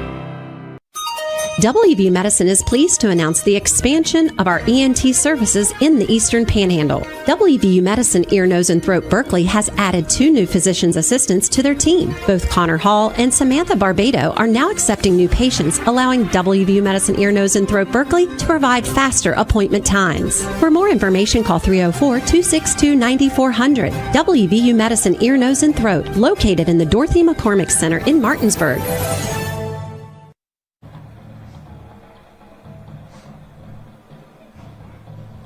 Welcome you back here to Ram Stadium, tied at 7 between Shepherd and Bloomsburg. Nick Verslini and Travis Smith here at the half. We gave some individual stats earlier. Take a look at some of these team stats as well, just to see if there's anything that truly jumps off. I mean, advantage for Shepherd on the ground so far, 16 carries for 55 yards compared to the Huskies, 13 for 29. Shepherd's been very efficient in their completions, but haven't thrown for a whole lot of yards. Bloomsburg has more total offense at 156 to 139, but the teams have obviously, with the score being the way it is, been pretty even on a lot of these stats. Rams, though, 1 for 6 on third down. That was an issue for them last week. Bloomsburg is 2 for 5, so neither team really dominating in that category, but that's to be expected in a 7-7 game. So, Travis, it's been a defensive game for the most part, and that's where these two teams have shined so far. And again, you look at Shepherd, it's a little bit of tightness on offense. You mentioned the completions. So what the Shepherd offense is lacking is yards after the catch. When you're electing to take those short underneath routes, what you're doing is that you're banking on your athletes to be just that. Be athletic and speedy and slippery and hard to tackle in space, and you need those yards after catch. But credit to that Bloomsburg defense. They are doing a good job of keeping everything in front of them, and then they're rallying to the football. We mentioned not only are the linebackers and the DBs getting into the mix, but you also see those big defensive linemen trucking around on the field and making plays where you don't typically see them make plays. So a very active defensive unit for Bloomsburg, able to limit those yards after the catch. I think that's going to be important for Shepherd to try to get some of that going, because what you're seeing is that our offense is kind of torn between two decisions. Do we take the short underneath stuff to try to minimize our quarterback's exposure to getting hit, or do we try to go a little bit further downfield where we're not relying so much on yards after the catch, but then those are longer developing plays and you're going to expose your quarterback to more hits, and then we know that the turnover is probably not going to be too far behind if he starts getting hit. So it's going to be a difficult decision for those Rams offensive coaches to try to figure out are we going to risk it and try to make some plays and take this game over, or are we going to try to stay conservative and maybe try to squeak out this nip and tuck game against a very determined and hungry Bloomsburg team? 7-7 our score. We got about 3 minutes left before the end of halftime. Let's take a 2-minute break and then return to get you set for the second half and have our second half kickoff as well. This is Shepherd Rams football on TV 10 and WRNR TV on YouTube. We're back in 2 minutes. Drive More Days is back at Carter Myers Automotive, and this year we'll keep you rolling with a $1,000 gas card. Visit any of our locations to take a test drive, and we'll enter you into a drawing to win a $1,000 gas card. With that kind of money, fill up at the pump for the rest of the year, completely on us. Stop in during Drive More Days for your chance to win a $1,000 gas card. Only at Carter Myers Automotive. Owners just care more. It's the new normal. You live, work, and play everywhere. Whether it's the family car or the family business, you need insurance that keeps pace with your changing life. Home on the job or working from home, peace of mind comes from knowing your whole world is covered. No matter what happens or how big it grows, whatever your new normal, Erie Insurance's award-winning service and personal agents can keep pace. Call your local agent today or visit erieinsurance.com for a quote. Life is evolving. Over the past decade, the way we do almost everything has changed. Get on your phone, see something you like, click on it, and it shows up at your door. Why should the way you have your car serviced be any different? Why waste your time going to a dealership service department when Hagerstown Ford and Hancock Chevrolet will come to you? They service all makes, all models, and offer full parts and labor warranties. Hagerstown Ford and Hancock Chevrolet will come to your door or office and service your vehicle while you're doing what you need to be doing, conducting that business meeting or mowing the lawn. Why take time out of your busy schedule when you don't have to? Hagerstown Ford and Hancock Chevrolet's friendly, knowledgeable staff will come to you where you live or where you work for full service maintenance, from oil changes to tire rotations, brakes, batteries, multi-point inspections. They handle it all. Hagerstown Ford and Hancock Chevrolet is committed to delivering the best of the best to their customers. Trust them to service your vehicle where you're at home or at work. Skip the time-consuming and terminal wait at the dealership. Schedule your appointment at FordofHagerstown.com or HancockChevy.com. Rams Stadium, we're tied at 7 between Shepherd and Bloomsburg. Nick Verzolini alongside me, Travis Smith. Back in the studio, Colin McLaughlin. Our on-site crew is Dylan Bishop, Daryl Miller, and Kenny May.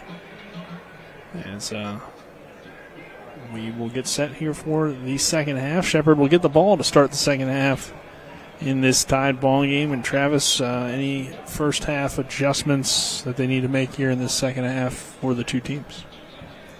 Just for Shepherd, be a little bit more aggressive. I think you have to get back to what kind of got you into being a successful program, and that's having an attacking nature on offense.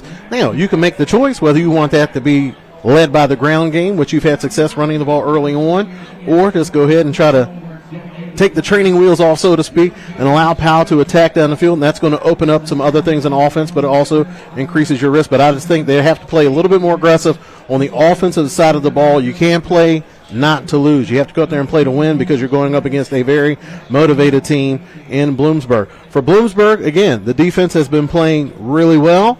Eliminate the silly penalties, and the offense, I think, is going to be fine. I think it's going to be potential for a big play, for a trick play for Bloomsburg. Like we mentioned, the quarterback, KJ Riley, is their starter, but they also have an experienced backup in Ben Reese, who was the starter last year and went against Shepherd. He lines up at wide receiver, so possibly a double pass could be something that kind of blows things open, that if you're able to work in a trick play, might be something where you're able to catch the defense off guard and give yourself a big score, because points have certainly been at a premium here in today's game. So Riley, the quarterback, will kick it away. As we mentioned, some of the kicking injuries here for Bloomsburg, and Shepherd will take over as Dorner spins out of the tackle and ends up getting about 6 more yards. So Rams will have good field position here. It took Garrett Garcia to bring down Dorner after making it out of that initial pileup of people.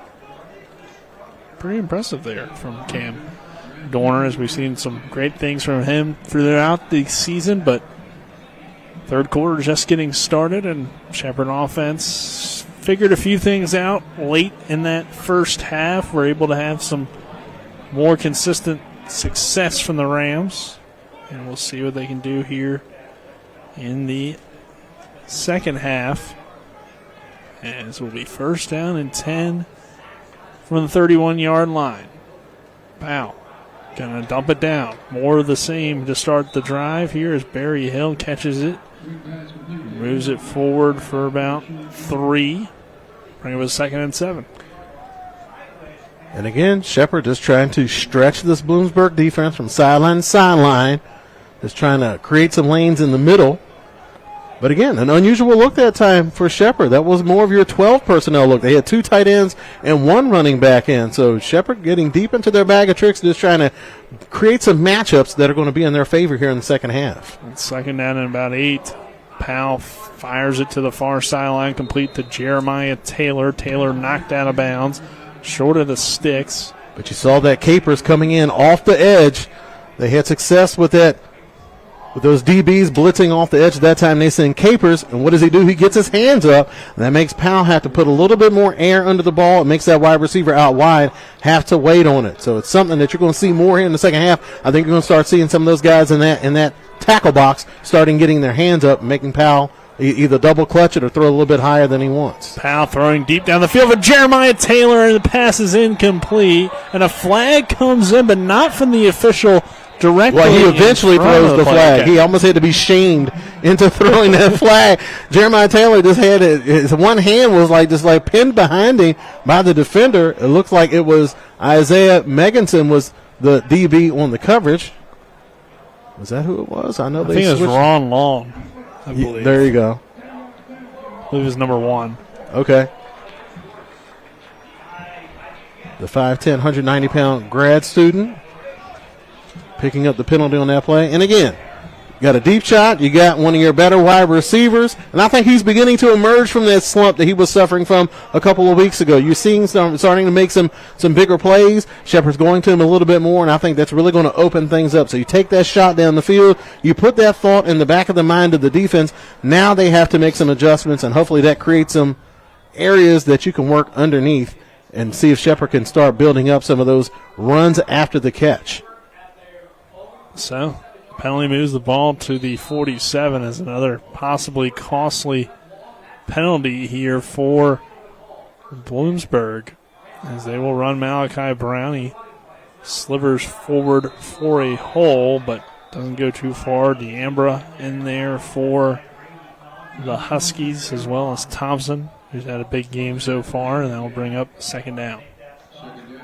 And again, good linebacker play. That is the strength of that defensive unit. They also have some big safeties, but they do a very good job of maintaining that point of attack and very tough to run right at. That's why you see Shepherd trying to attack them more on the edge as opposed to trying to get it in the middle. About a yard on the play, second down and 9. Powell fakes the handoff, rolls to the left, dumps it down, and nearly intercepted by Long. He got a hand on it. Pass intended for Batten. And there's a flag here on the play. Coming in.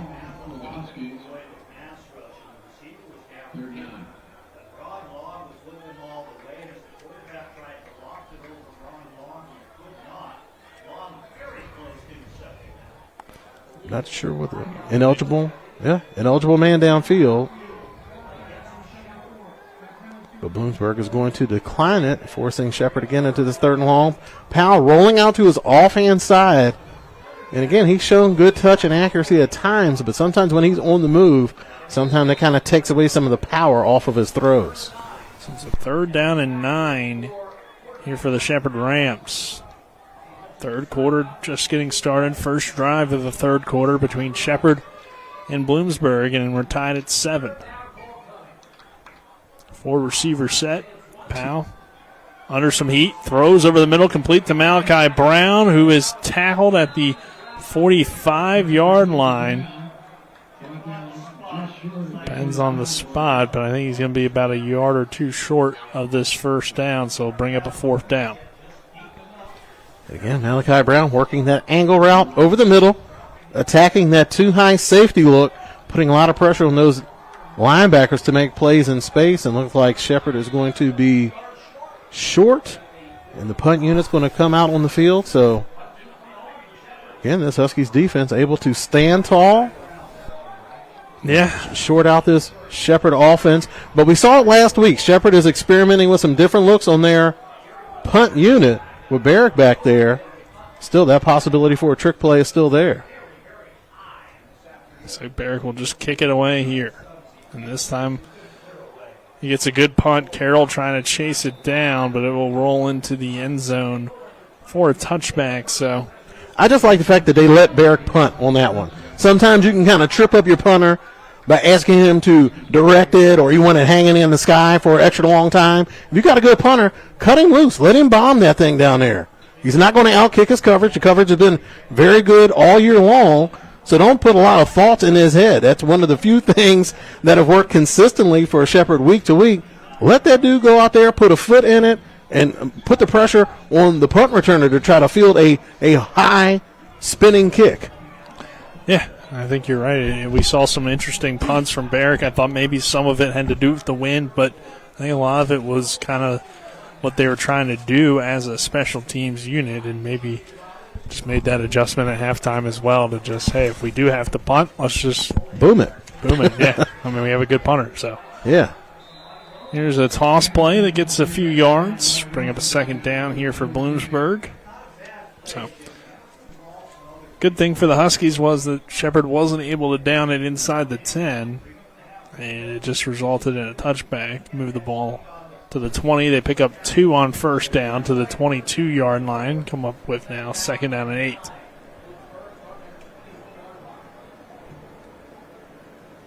And Minka checks into the game, giving Harrison a spell. Seems like Hunter Lino has been the main back since early in the ball game. And he remains the running back here as receiver goes in motion and pursing. Oh, it was now there. Looking deep down the field for Griffin Batchelor, and he hauls it in at the 40-yard line. Anderson was wide open on that play. Riley was not looking to this side of the field. But again, they do that little play action hook. And again, that wheel route, very similar to the route that they scored their touchdown on in the first half, which is Riley was looking to the other half of the field. Still picks up a big chunk in the first down, but had an opportunity for much more on that play if he keeps his eyes on Anderson. Riley now running that speed option. He flips it back to Lino and it heads off his hands, but luckily for the Huskies, it rolls out of bounds as it became a foot race between Lino and Naeem Alexander. Now you can't fumble forward, so should bring it back to the original line of scrimmage. Well, it looks like they're moving the sticks. They're going to give him some yards on that play. Suppose where he maybe last made contact with it would be where it should be spotted, but not necessarily where it went out of bounds. Of course, you had that, was it Ken Stabler play that eliminated that? But Riley under some pressure, and he's going to be brought down at the 40-yard line. The Ram defense coming in and making the sack. It looks like it was Jack Brutus, I believe, or I'm sorry. Elijah Heisen. Heisen, yes. Yeah, and on the tackle. It looks like Riley was getting ready to take a deep shot to his number one target, and Griffin Batchelor thought better of it, tucked it down, and took a big hit for his troubles on that play. Heisen, a junior from Germantown, Maryland. We haven't really called his name throughout the season, so kind of a new guy out there on the D-line for a very deep unit for the Shepherd Rams. 3rd down and 10 now from the 40-yard line. Riley rolling to the right, looking to throw deep down the field, and he completes the pass, knocked out of bounds by G.O.D. Tolbert into Shepherd territory. It's Anderson. Tell you what, he is a Swiss Army knife. They use him in such a variety of ways, and you've certainly seen why. He's a bigger kid. They have him listed as a wide receiver, but he's 5'10", about 200 pounds. So he's a well-built football player out there. And again, he's a smart football player, so that means that you can be creative in how you use him. You can use him as that, disguise him similar how Shepherd uses Jack Rosnage on that kick-out block, but they usually slip him out. Don't want to get him beaten up too much, but does a good job. Slot wide receiver, wing, move him out to that outside wide receiver. He's a tough football player. So ball moved down to the 47-yard line into Ram territory. And here's Lino up the middle, and Lino finds a few yards on the run. Yeah, able to tunnel ahead for a good 5-yard pickup on first down. Bring up a 2nd down. 8:30 to go in this third quarter. We're tied at 7 between Shepherd and Bloomsburg. It's been a defensive battle throughout the game. And the Huskies, though, have had a little bit of success moving the football into Ram territory. Had a fumble last time they got on the Shepherd side of the field. We'll see what they can do on this drive. It's a 2nd and 6 after the 4-yard gain, and Riley in the gun. Again, here's the reverse play, and Shepherd was ready for it. Good job by them to stay in their lane. Whistle was blown before that fumble occurred. On the carry. Almost like a delayed counter where it looks like the quarterback was going to roll out. The running back was in a position where he's been a couple times today where he's that lead block off the edge, but the running back keeps his ground, keeps his feet, and as the quarterback gets close, then he breaks back across. But again, this Shepherd defense, and again, it's such a tough proposition because when you have a defense that's so quick to the ball, what do you want to do? You want to try to use some misdirection? Well, the Shepherd defense is good at that too. They're so quick to read and react and fly to the football. Yeah, I mean, as Riley looking to throw into a tight window to Griffin Batchelor for the first down. just right over the outstretched hand of Harold O'Neal. That was a tight window right there. About 4 defenders in the area for Shepherd, but it didn't matter. Griffin Batchelor, though, a little bit slow here coming to the sideline. That left shoulder hanging a little bit low. He took a shot on that play, but still able to Impressive maintain. catch, though. Yes, absolutely. And a good throw by K.J. Riley, who's been good, as Adams will have to run on.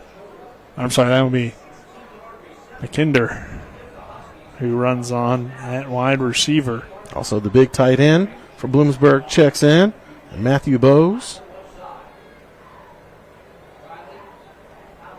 There's that speed option play. This time they flip it to Parker. Oh, nice. Parker has a nice run as he's brought down a little bit short of the sticks at the 45-yard line, the 20-yard line. I don't know why I said that, but anyway. Parker showing a little bit of wiggle that time because it looks like Naeem Alexander was right there in the area to try to make a tackle. But the young running back able to make a move and pick up some yards. It's a nice drive here for the Huskies. A good mix, run and pass. 2nd and 2. They've been successful with those option plays throughout the game. 8-yard pickup. And this time they'll just hand it up the middle to Parker, and he big has push the up first front. down. Yeah, big push up front. I believe. Yeah, not too often you see that Rams defensive line getting reset like that, but a good push up front by that Bloomsburg offensive line. Again, a variety of looks, but they seem to be doing a good job. Got some good size up front for Bloomsburg. 270, 315, 285, 312. Certainly some beef and athleticism up front for that Huskies offensive unit. So Griffin Batchelor back on the field. He's at the top of your screen in the slot. Persing is the other receiver to that far side. Parker's the back. And they'll go play action. And they're looking for Griffin Batchelor. Pass was behind him, but he adjusts and makes the catch for the touchdown. G.O.D. Tolbert was in coverage, and Bloomsburg has the lead here with 4:55 to go in this third quarter. They make it 13-7 Huskies. He did a good job of just getting the ball in the area and allowing his wide receiver to make a play. We saw a similar look when they threw the pop pass to the tight end in the first half. That time they replaced the tight end with the wide receiver in that slot. Same action. Zone read fake in the backfield. The wide receiver is running that skinny post over the middle, and the quarterback just able to put it in the area where his wide receiver is able to use his range and bring that one in for a second touchdown. Impressive drive that time by Bloomsburg. Riley Neal's the point after as well. So it's 14-7 Huskies with 4:55 to go in the third quarter. We're back in 1 minute. With a great selection comes great possibilities. And at CMA's CDJR of Martinsburg, the possibilities are endless. Shop our amazing selection of new vehicles like the Ram 1500.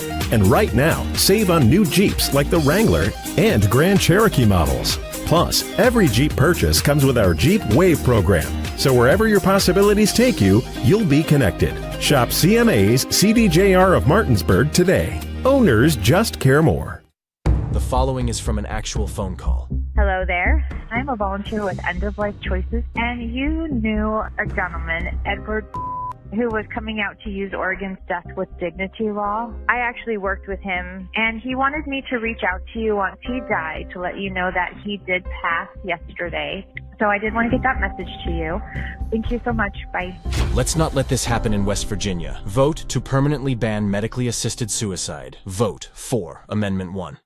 14-7 Bloomsburg as the Huskies get into the end zone here in this third quarter with 4:55 remaining in the third. Jerry Griffin Batchelor hauls it in. It was an 11-play, 80-yard drive resulting in that touchdown.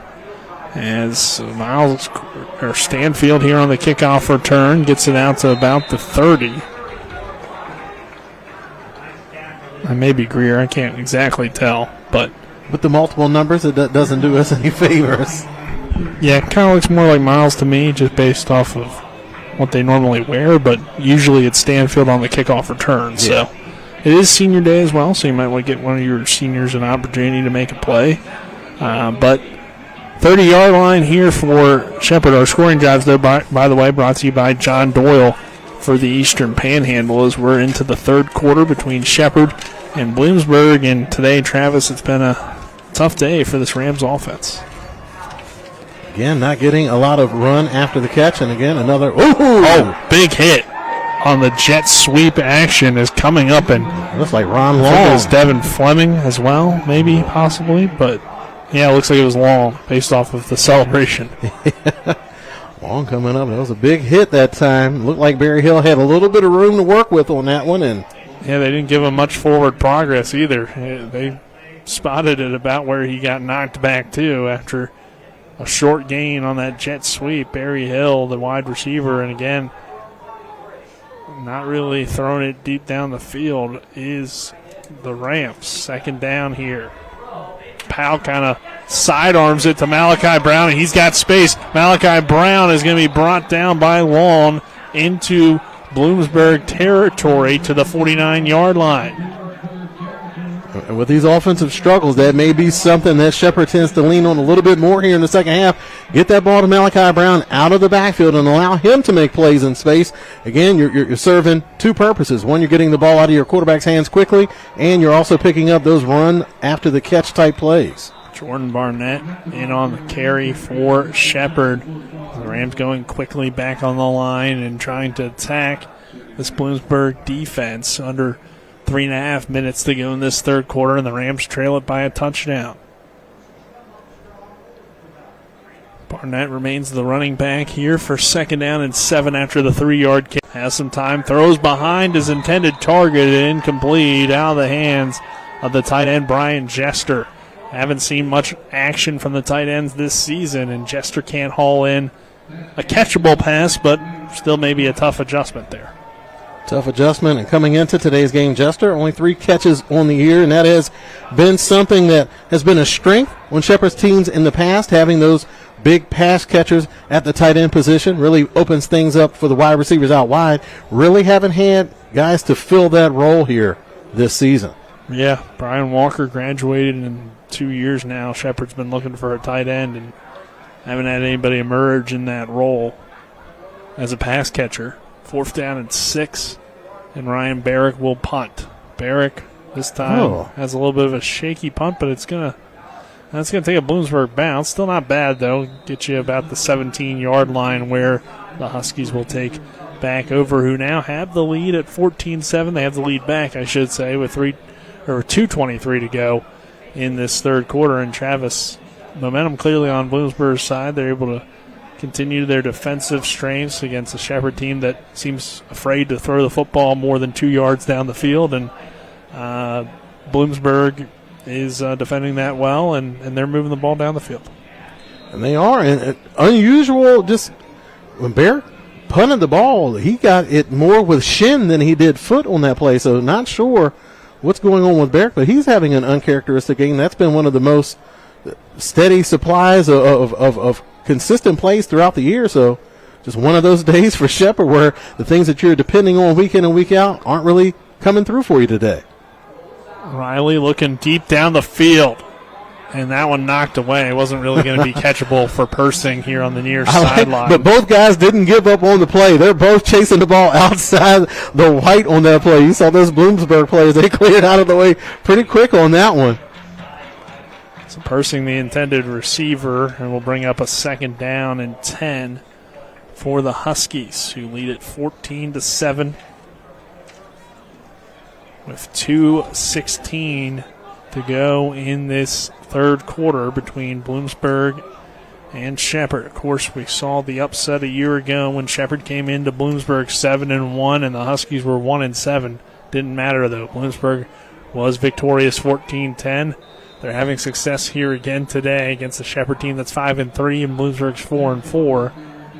But already here a third down after that run unsuccessful for the Huskies. And picked up some hard yards up the middle. Good push by that Bloomsburg offensive line, but now setting up a 3rd and long. The Shepherd DBs, they've had an opportunity for a couple of picks here early on in the game, not able to bring that ball in. Now they're going to have an opportunity to make a play, and the offense is saying, pretty please, make a play, get us the ball on the short porch, help us out a little bit today. Rams defense has usually been pretty good at doing that. Give him about 3 or 4 on that previous run. Riley has some time now, rolls out to the right, looking downfield, sheds off a tackler, trying to get that first down as he crosses the 25-yard line. It was a 3rd and 6 from the 20. He needed to get to the 26, and I believe he did step out of bounds at the 26, so just kind of depends on where they spot it. And they spot it at the 26, so he should have a first down, but the official is signaling 4th down. So, can we see the chain gang get out there and measure this thing? Or we got old Eagle Eyes out there just making the call from the sideline? I'm a little surprised that we haven't seen a measurement. It seems like Bloomsburg's kind of arguing for one. They're not going to bring the punt unit on, though. Or I guess it doesn't matter to the quarterback's the punter anyway. Yeah. Riley will go for it on 4th and inches, or at least line up to go for it. And Bloomsburg's going to burn the timeout. Don't love that if your timeout Are they going to burn the timeout, or I saw they threw a flag on that play. Are they going to take the delay again? They may have taken the delay again. Again, I don't understand. But they're going to the sideline, so it seems like they've taken the timeout. So let's go ahead and take a 30-second break. This is Shepherd Rams football on TV 10. I don't know why you did. We're the Skinner brothers. Most folks only need a lawyer once or twice in their lives. And when they're injured or in an accident, most people don't know what to do. We get it. It can be overwhelming. Nobody likes to be told you need a lawyer, but that's why we're here. We want to get you back to your normal life and help you recover. So if you or loved one has been in an accident, give us a call. Let us figure out how we can get you compensation. Reach us at SkinnerWins.com or Google Skinner Lawyers. We'll treat you like family. Now it's another penalty. It's going to be false start. So I'll back them up even more here. 14-7 Huskies, 41 seconds to go in this third quarter.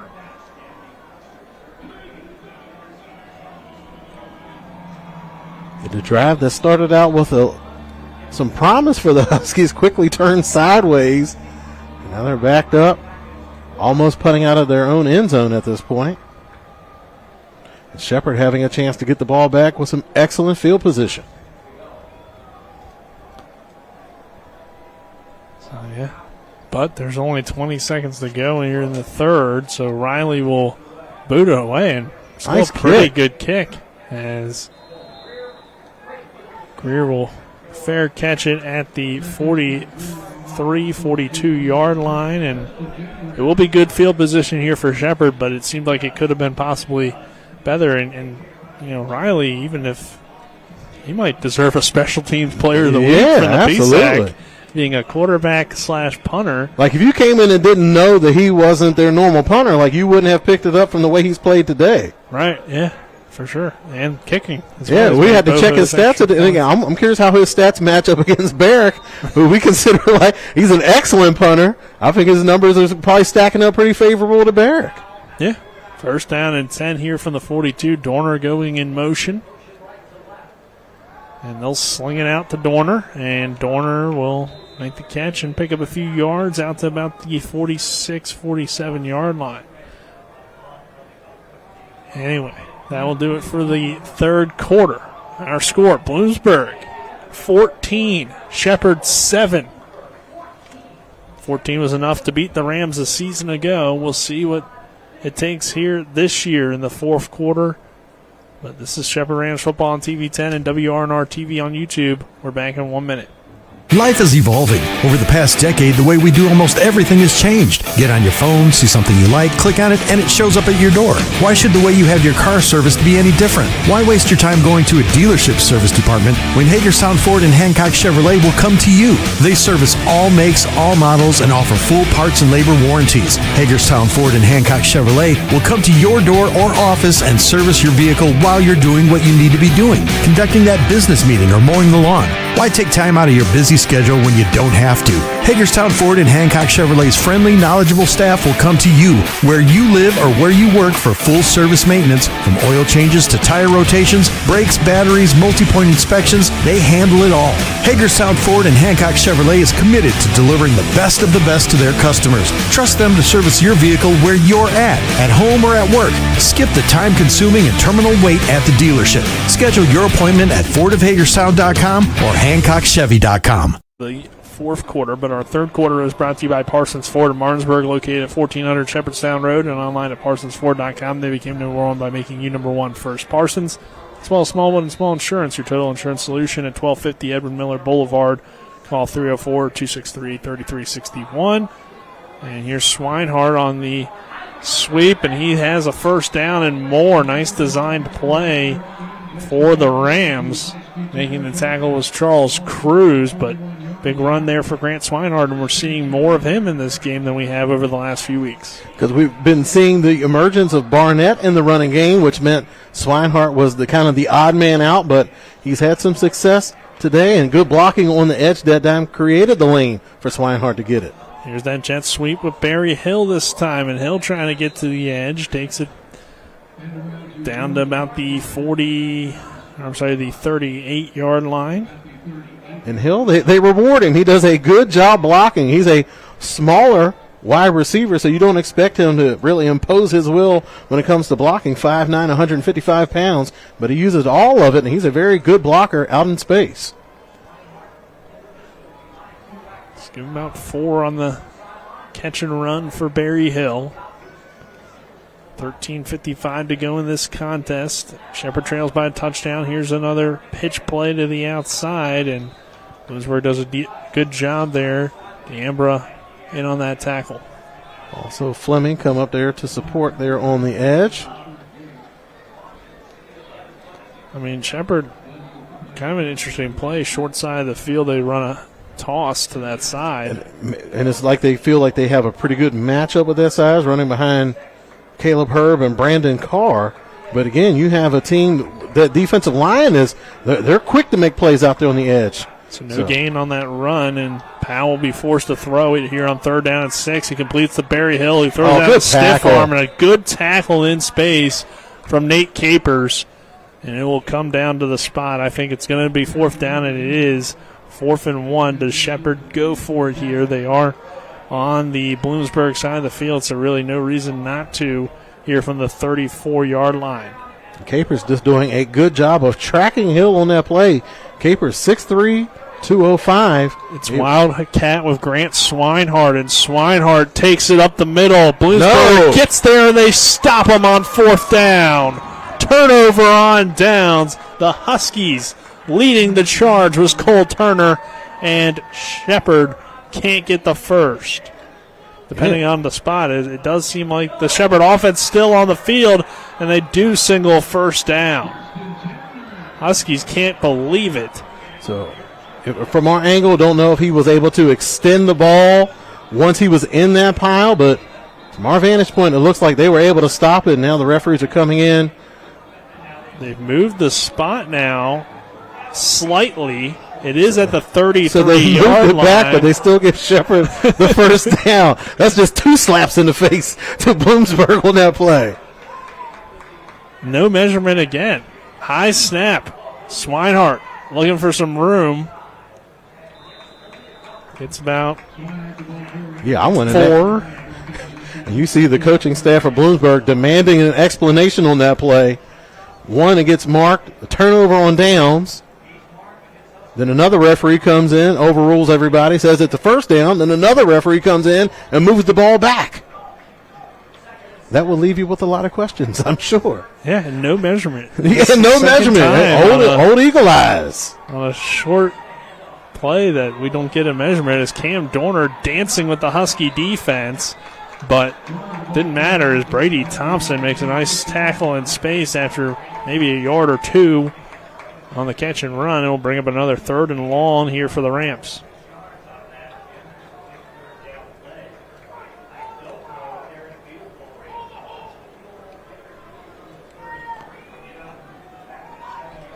So big 3rd down coming up.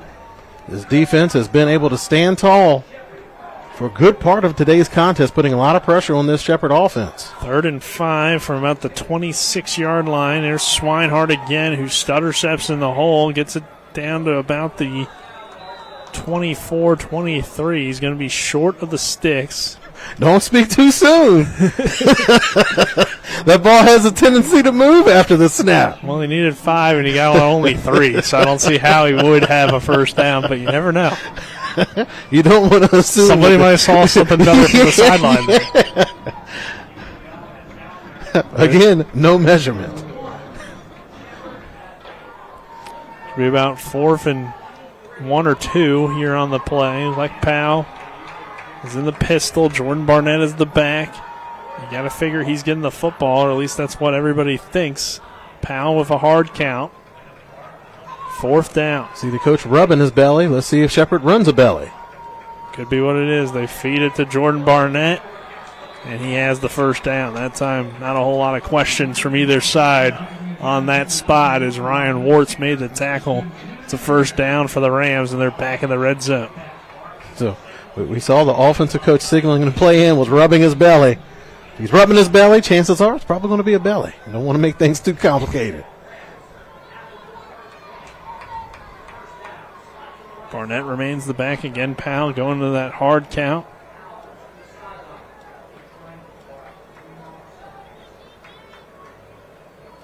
Here's the toss to Barnett. This has been an effective play for the Rams, and Barnett rumbles his way down to the 11-yard line. Goes Jordan Barnett. A nice 9-yard pickup on first down.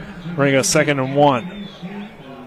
And again, if you feel like you have the strength advantage or you have the size advantage, you're going to find a little bit more room to run when you go out on the edge. In the middle, you can just clog things up with bodies, even though if you might not have the bigger, stronger guys, you can just create a traffic jam there in the middle. You're not able to have a lot of running room. But if you're able to get off tackle, that's where the size and strength advantage is going to be that much more impactful, and that's what the Rams have been able to take advantage of here in the fourth quarter.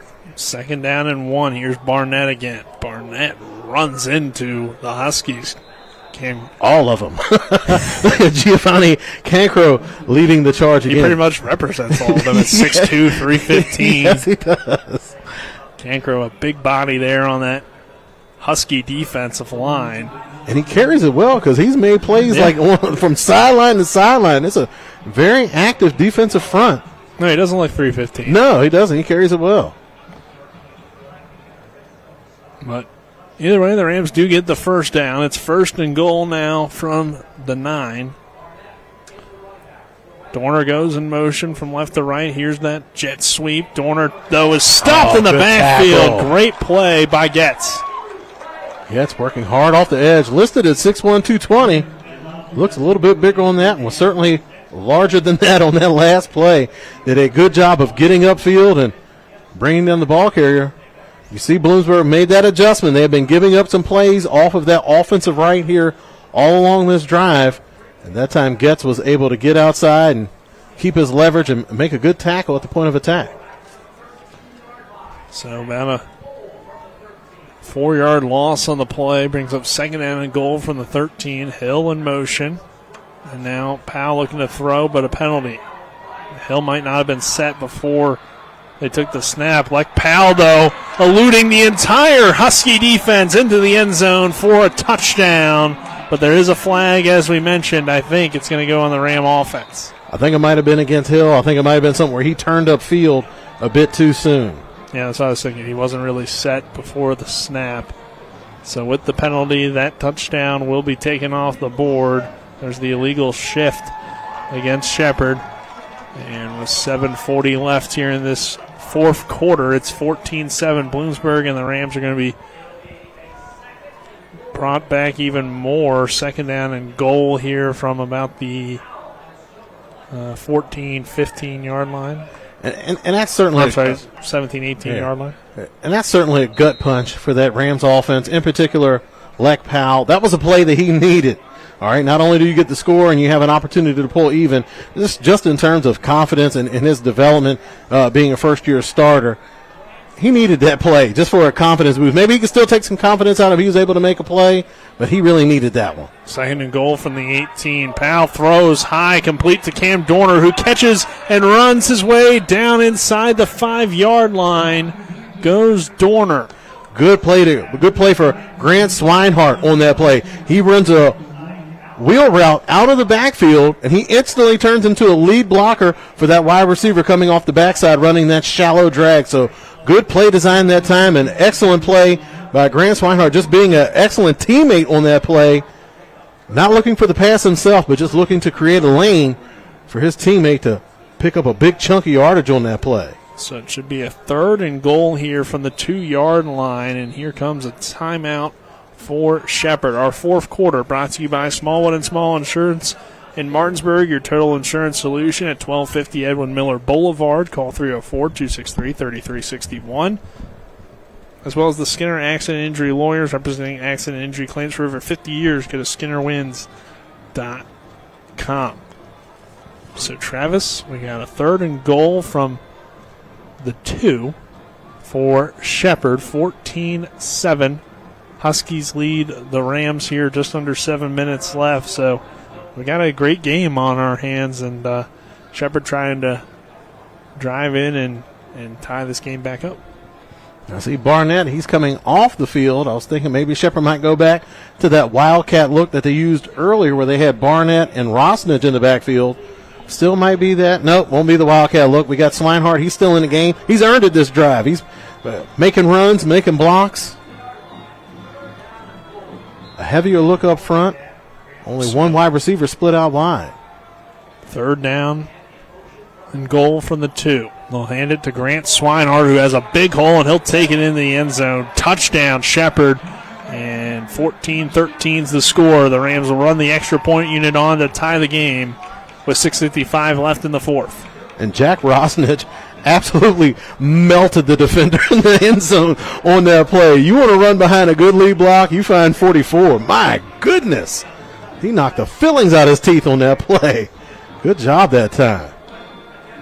Baker on to attempt the PAT and to tie this game at 14. Good snap and good hold, and Baker's kick is good.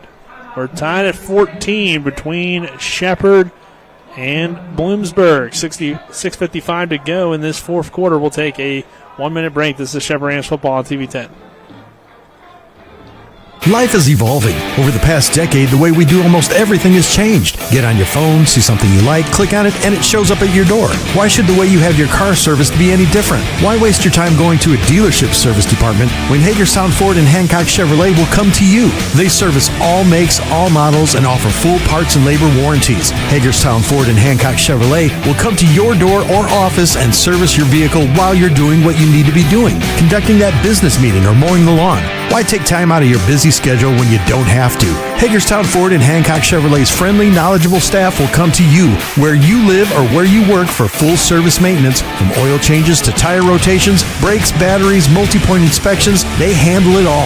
Hagerstown Ford and Hancock Chevrolet is committed to delivering the best of the best to their customers. Trust them to service your vehicle where you're at home or at work. Skip the time-consuming and terminal wait at the dealership. Schedule your appointment at fordofhagerstown.com or hancockchevy.com.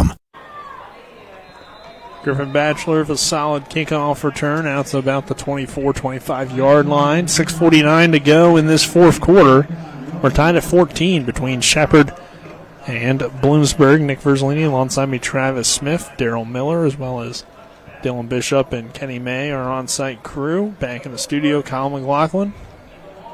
And Travis, we got a great game here today between these two teams, and Bloomsburg's been able to have some success throughout the game moving the football. They only have 14 points to show for it, but it's been a fun one between these two teams. Entertaining game. We got a big crowd on hand, so folks getting a chance to enjoy some good fall football with a lot on the line here in the 4th quarter. Final home game of the season, unless something crazy happens and the Rams find their way into a home playoff game, but pass there incomplete, intended for the tight end, Matthew Bowes. We'll bring up a 2nd and 10. Shepherd trying to pull this one out. And Bowes, one of those tight ends, the redshirt senior, straight out of Central Casting, 6'3" for a touchdown. And that time working off of his big tight end. That time Bowes running a 5-yard crosser. And then wide receiver able to work off of that in a little bit of space right behind it. Here's Parker on that speed option play that's been very effective. Nice run here. You don't see it too often in this conference, any teams running a whole lot of options, but they've been effective today for the Huskies. because it's just so tough to teach that pitch. Like if it's something that you don't use it every single play, if it's not a base part of your offense, then you're reluctant to use it during the game just because you're not used to running that pitch, you're not used to catching that pitch, so it's just a dangerous play. But here in the second half, Bloomsburg's had some success with it. 9-yard carry there for Parker. This time they'll go down the field, and wow, what a catch. Bo's got a foot in. Yeah. First down and more, but there is a flag on the far side of the field. Ineligible man downfield. No impact on the play, but it's going to bring it back. Ineligible man downfield, as Travis said. That's huge, Travis. And again, you'll run into that a lot if you run some type of RPO action on that. And the referees will give you a little bit of a grace period. If you're engaged in a block and you're a little bit further down the field than you should be, they might let it slide sometimes. But if you're a opposing coach going into a game and you know that they have a tendency to do that or run those type of plays, you try to work the referees before the game. You ask them just to keep an eye on plays like that. And again, just these small ticky-tack penalties are enough to kind of disrupt the flow of the offense. So let's see how this Bloomsburg unit is able to bounce back from missing out again. That was an incredible catch by the tight end. We know he's a talented football player when healthy and has really flexed a little bit here in the second half. 5:15 left in this contest. We're tied at 14 between Shepherd and Bloomsburg. It's only a second and about 6, but here on the run, Harold O'Neal, Brett Kwoka, and the Rams defense not allowing anything on that carry. It'll be a third down.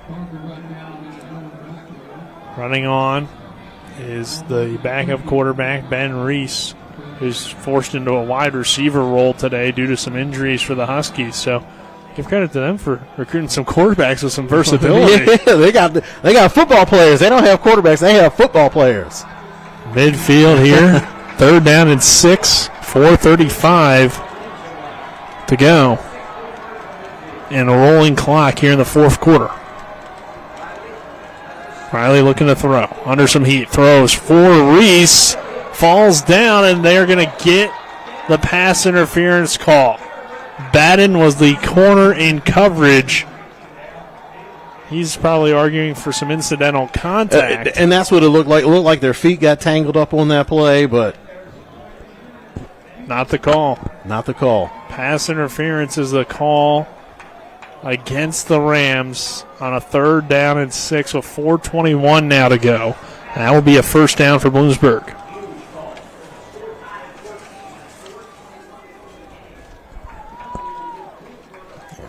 So that's big. That'll bring it to the 35. Penalties have derailed a couple of Bloomsburg drives, but this time it extends it. Yeah, and it helped Shepherd earlier on a drive as well on that field goal penalty. So both teams getting their fair share of calls, I guess, at this point. But here's a run in the backfield with Parker and a great play by O'Neal. He just came flying through, wrapped him up, and then waited for his teammates to clean it up. And Riley just doing a good job of handing that ball off. There were no good options on that play. That Shepherd defense, they were raring to go, and you could tell that they're starting to play a little bit angry. I think that penalty upset them a little bit, and now they're looking for a little bit of get back here. Good, aggressive play that time by that Rams defensive unit, backing them up on first down. So loss about 3 on the play makes it a 2nd and 13 for the Huskies. Riley looking to run, and he makes a nice cut, and then Riley slides down, and they're going to get another flag.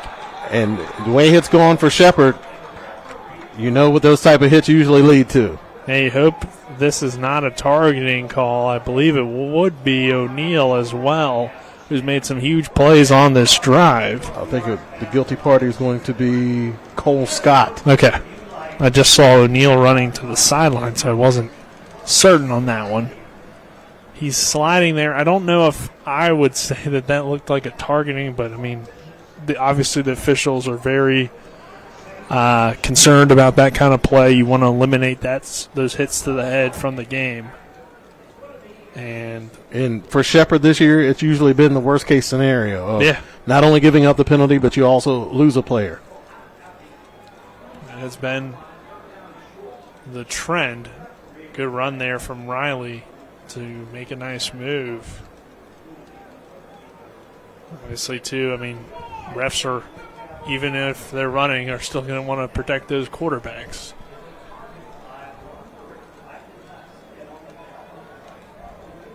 It's such a tough call, though, to make as targeting. Maybe possibly some unnecessary roughness I could see or something like that, but I don't know. We'll see what the call is from the officials. It would be a third down still. Yep. Oh, late hit, but no target. Come on, man. Or there is targeting, excuse me. Like every time, okay, I get the late hit or something like that. I get all of that. But there's no way. So essentially, targeting is basically they took the rule that was spearing, copied and pasted it over. So let's look at spearing. Spearing is when you use the crown of your helmet to intentionally inflict pain or punishment on your opponent. That clearly did not happen on that play. It is not targeting. He should not be ejected. Give him the 15 yards, give him the first down, but every single time that this has happened to a Shepherd player this year, they instantly go to targeting and they instantly kick a guy out. If you're going to kick a guy out, you better be for damn sure that he was out there targeting somebody, and that has not been the case this year. Riley fights forward for a few yards.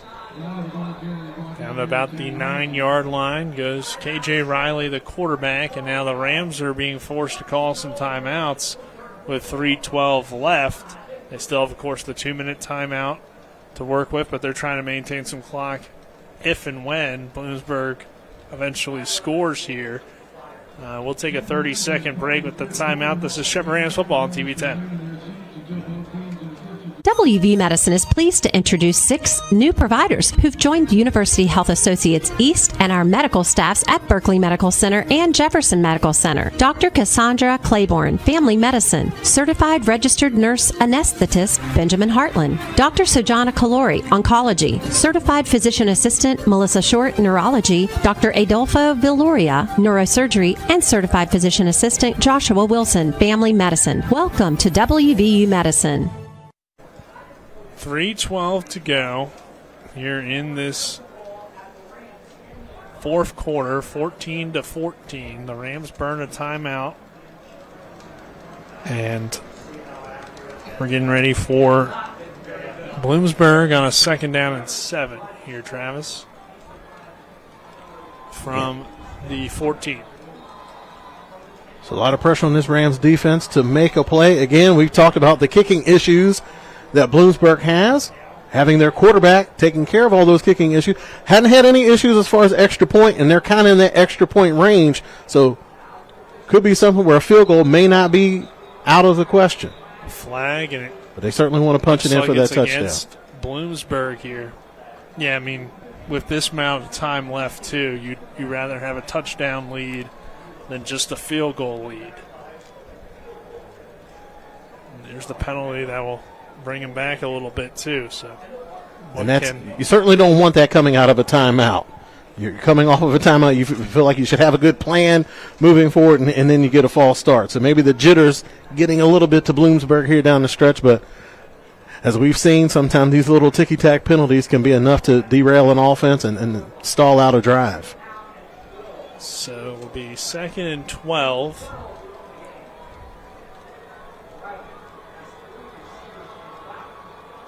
Riley looking to throw. Screen pass underneath. Another flag comes in. And this will completely stop that play as well. So that'll back him up even Another more. False start. Another 5-yard penalty makes it 2nd and 17 now. And Bloomsburg losing a little bit of their poise here down towards the goal line. You have a young football team, and this is one of the lessons that you've got to learn is how to win games, late in games. And one of the ways that you're going to be able to do that you're going to be able to help yourself the most, don't make silly penalties. False starts are things that are well within your control. So that brings it back to about the 20-yard line for 2nd and what should be 17 with 3:12 left. So you can still get a first down without getting a touchdown, which is big here. But Riley now had the ball fumbled, and he smartly That's intentional grounding. Away, but unless he was out of the pocket, yeah, it should be intentional grounding here.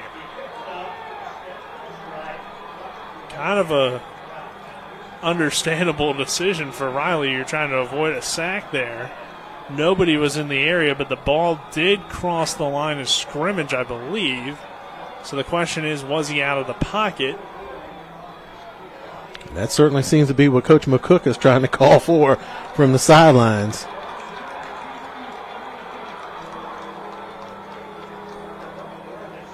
Didn't exactly hear the official, but it doesn't look like they called any flag there, so bring up third down.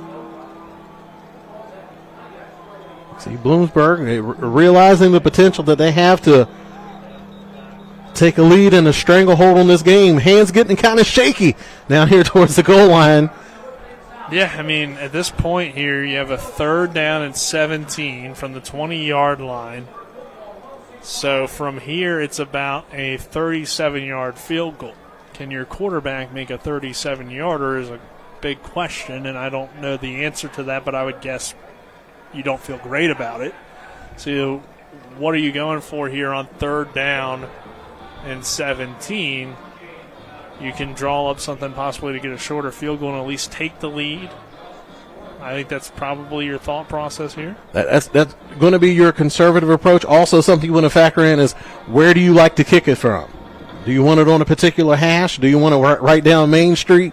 So, yeah, you want to call that play that's going to get you a little bit closer to making it an easier field goal on your kick on your quarterback that's pulling double duty. So, figure out which hash he likes it on. Conservative play to that spot, and then you set yourself up for a field goal. But Bloomsburg missing out on a big opportunity, getting that penalty, getting put down in the red zone, and now having to settle for a field goal. And that certainly got to fire up that Shepherd sidelines, knowing that they were able to dodge the bullet and have a chance to win this game with a good amount of time left on the clock. So Riley in the shotgun. Third down and 17 for the Huskies. Parker is the back. Three receivers set. He throws over the middle, incomplete, off the hands of his intended receiver, but flags come flying in here again. Looked like possibly Anderson was the intended man over the middle, and he just dropped it. Roughing the passer. Oh, My goodness. Roughing the passer. That's an automatic first down and a 15-yard penalty. To spot the ball at the 5-yard line for the Huskies on a 3rd and 17, where the Bloomsburg bailed you out. They dropped the football. They had no chance to get a closer field goal or anything like that. And two critical penalties here down the stretch for the Shepherd defense has just kept the drive alive. Both times trying to take some shots on the quarterback. Again, I don't think the initial call was a targeting, but I'm not wearing a striped shirt today, so it really doesn't matter. But late hit on the quarterback. Oh, why are you pitching it? And he fumbled the football, but diving back on top of it was Parker, and I don't like that call at all. I'm with you, Travis. Take that play and tear it out of the playbook and throw it in the trash can. You're right there on the goal line. Stop messing around and run it up the middle. My goodness. Now, it has been probably their best run play when they've executed it, but inside the 5, a pitch is too risky. No, yeah.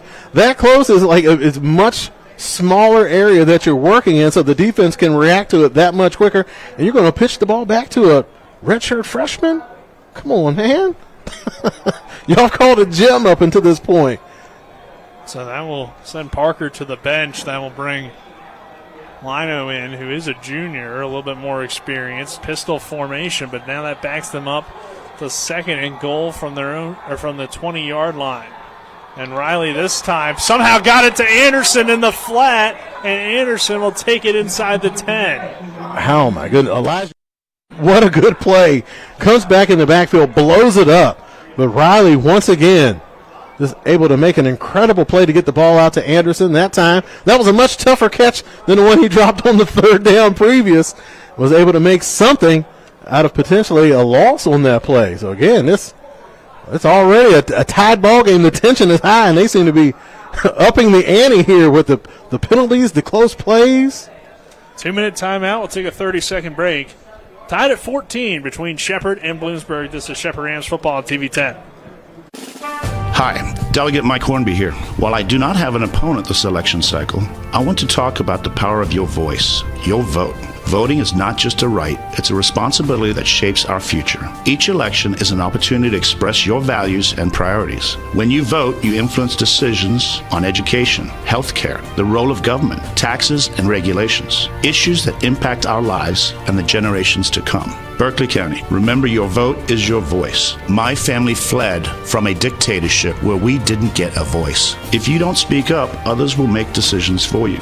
Let's honor the struggles of those who fought for our right to vote by exercising that right. This November, vote for the future you want to see at the local, state, and national level. I encourage all Berkeley County residents to vote. Voting has never been easier. We have 3 locations for early voting, and your polling place can be found at sos.wv.gov. Paid for by friends of Mike Hornby. Down to at the 4-yard line before he stops, so that will set up a short field goal as we get the timeout from Shepherd. That's their final according to the scoreboard, but it's been a little bit iffy today, so it still says it's 4th down and 20. But I believe that is accurate, so we'll stick with it at least for now. But now you're in field goal range. You got the ball spotted at the 4-yard line. It'd be about a 21-yard field goal. So we've seen some good kicks today from Riley. And it's a little, and it's not going to be a chip shot as far as like the angle, because it's right there on that right hash. He's a right-footed kicker, so he's going to have to hook it a little bit to get it in the upright. So certainly nothing where it's going to be a foregone conclusion. Yes, he has looked good though so far in terms of leg strength and everything in the punting game, and then on field goals, or I guess on PATs, we haven't seen him on field goals. He's been accurate, but yes, it will be a little bit of a different kick here for him than the typical straight on. He's going to. Oh, well, let me check that. He's a left-footed kicker. Yes, all right. Right-handed thrower, but left-footed kicker. Okay. So Riley's 21-yard field goal is no good. KJ Riley, who's been the quarterback for Bloomsburg, he's kicked very well on the PATs. Not straight on that time. So a little bit of a different kick, and he missed it on a 4th down and 4. The good thing for Bloomsburg is that Shepherd's all the way backed up. But all the way back no timeouts. Bloomsburg still has a couple of timeouts in their back pocket, so they could potentially. It's going to be critical what happens here on this first down play. Is Shepherd going to be content to try to maybe, like, I know Shepherd wants to get down the field, but I think they're going to have to get something here on this first down to make Bloomsburg burn that timeout. If Bloomsburg if they're able to limit the game and have the clock potentially stopped, that will be definitely in favor of Bloomsburg. So Shepherd, you got to get something on this first down, and I think you have to make Bloomsburg burn a timeout.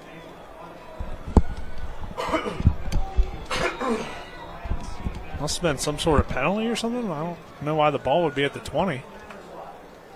Where it was, where it was from kicked from, maybe. I don't know. But short run there. And now we have a stoppage here and a timeout for the Huskies. Well, it seemed like they let a good bit of time roll off the clock before they called that timeout. Yeah. Well, we'll take a break here. 30 seconds. This is Shepherd Rams football on TV 10. So what? So what? It's not going to be easy. It's going to be really hard. We're going to have to work at it every day, but I want to do that because I want you. I want you and me forever, every day. What do you want? What do you want? Come on, what do you want? What do you want? I want Panhandle dumpsters for the first month free. Use the promo code to get the first month free. At Ram Stadium, as it should be second down at about 9. Huskies burned the timeout. They did put a few more seconds back on the clock. Let's make it a minute 40. That was important for Shepherd to run on first down, make them burn one of those timeouts. They throw it, and Jester holds on this time for the catch. Move the ball to the 29-yard line, and now Jester is slow to get up. With a minute 30 left in this ball game. Took a hard hit on his hands that time, as the defender was right there on top of him. So Jester slow to get up here on this play. Needs some help to get him off the field, it looks like. Dustin Fisher came over and helped him up. So it should be third down and about 1 or 2 here for Shepherd.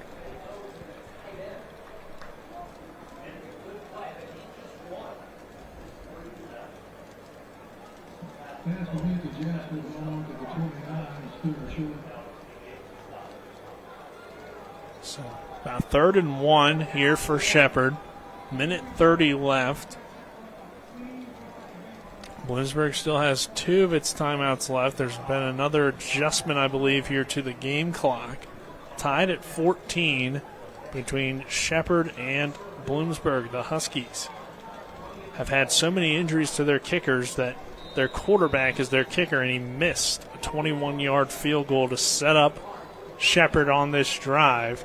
And on 3rd and 1, the Rams will throw, and they'll throw Pat it down. It's knocked away. Gets at the line of scrimmage, knocked it down for the Huskies, and now it's 4th and 1. And you have to punt, I would imagine. Even though there's only a minute 10 left, you can't give Bloomsburg the ball back on your side of the field. So interesting decision to throw it when you have Jordan Barnett, Grant Swinehart, big guys that have ran well today. And Jack Rosnidge is like throwing a stick of dynamite into the hole.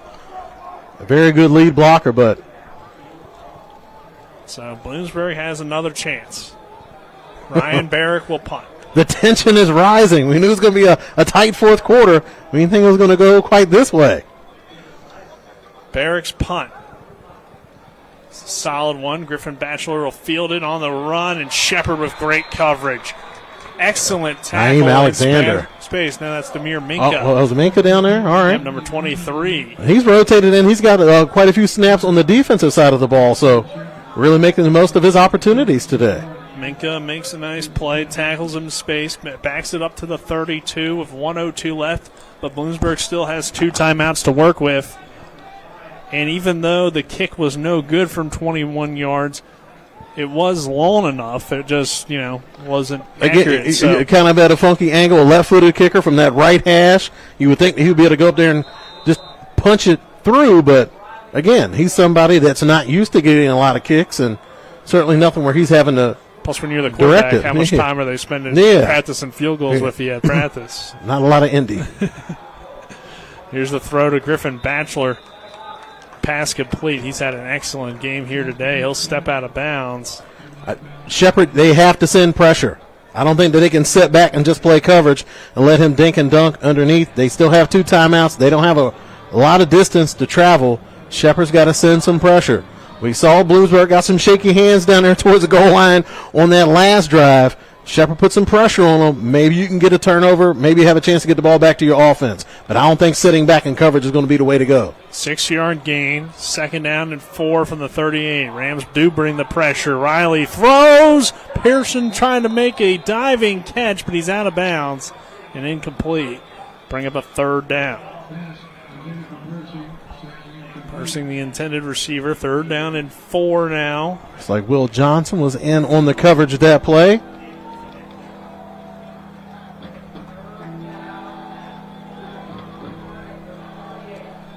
.53 seconds left. We're tied at 14 between Shepherd and Bloomsburg.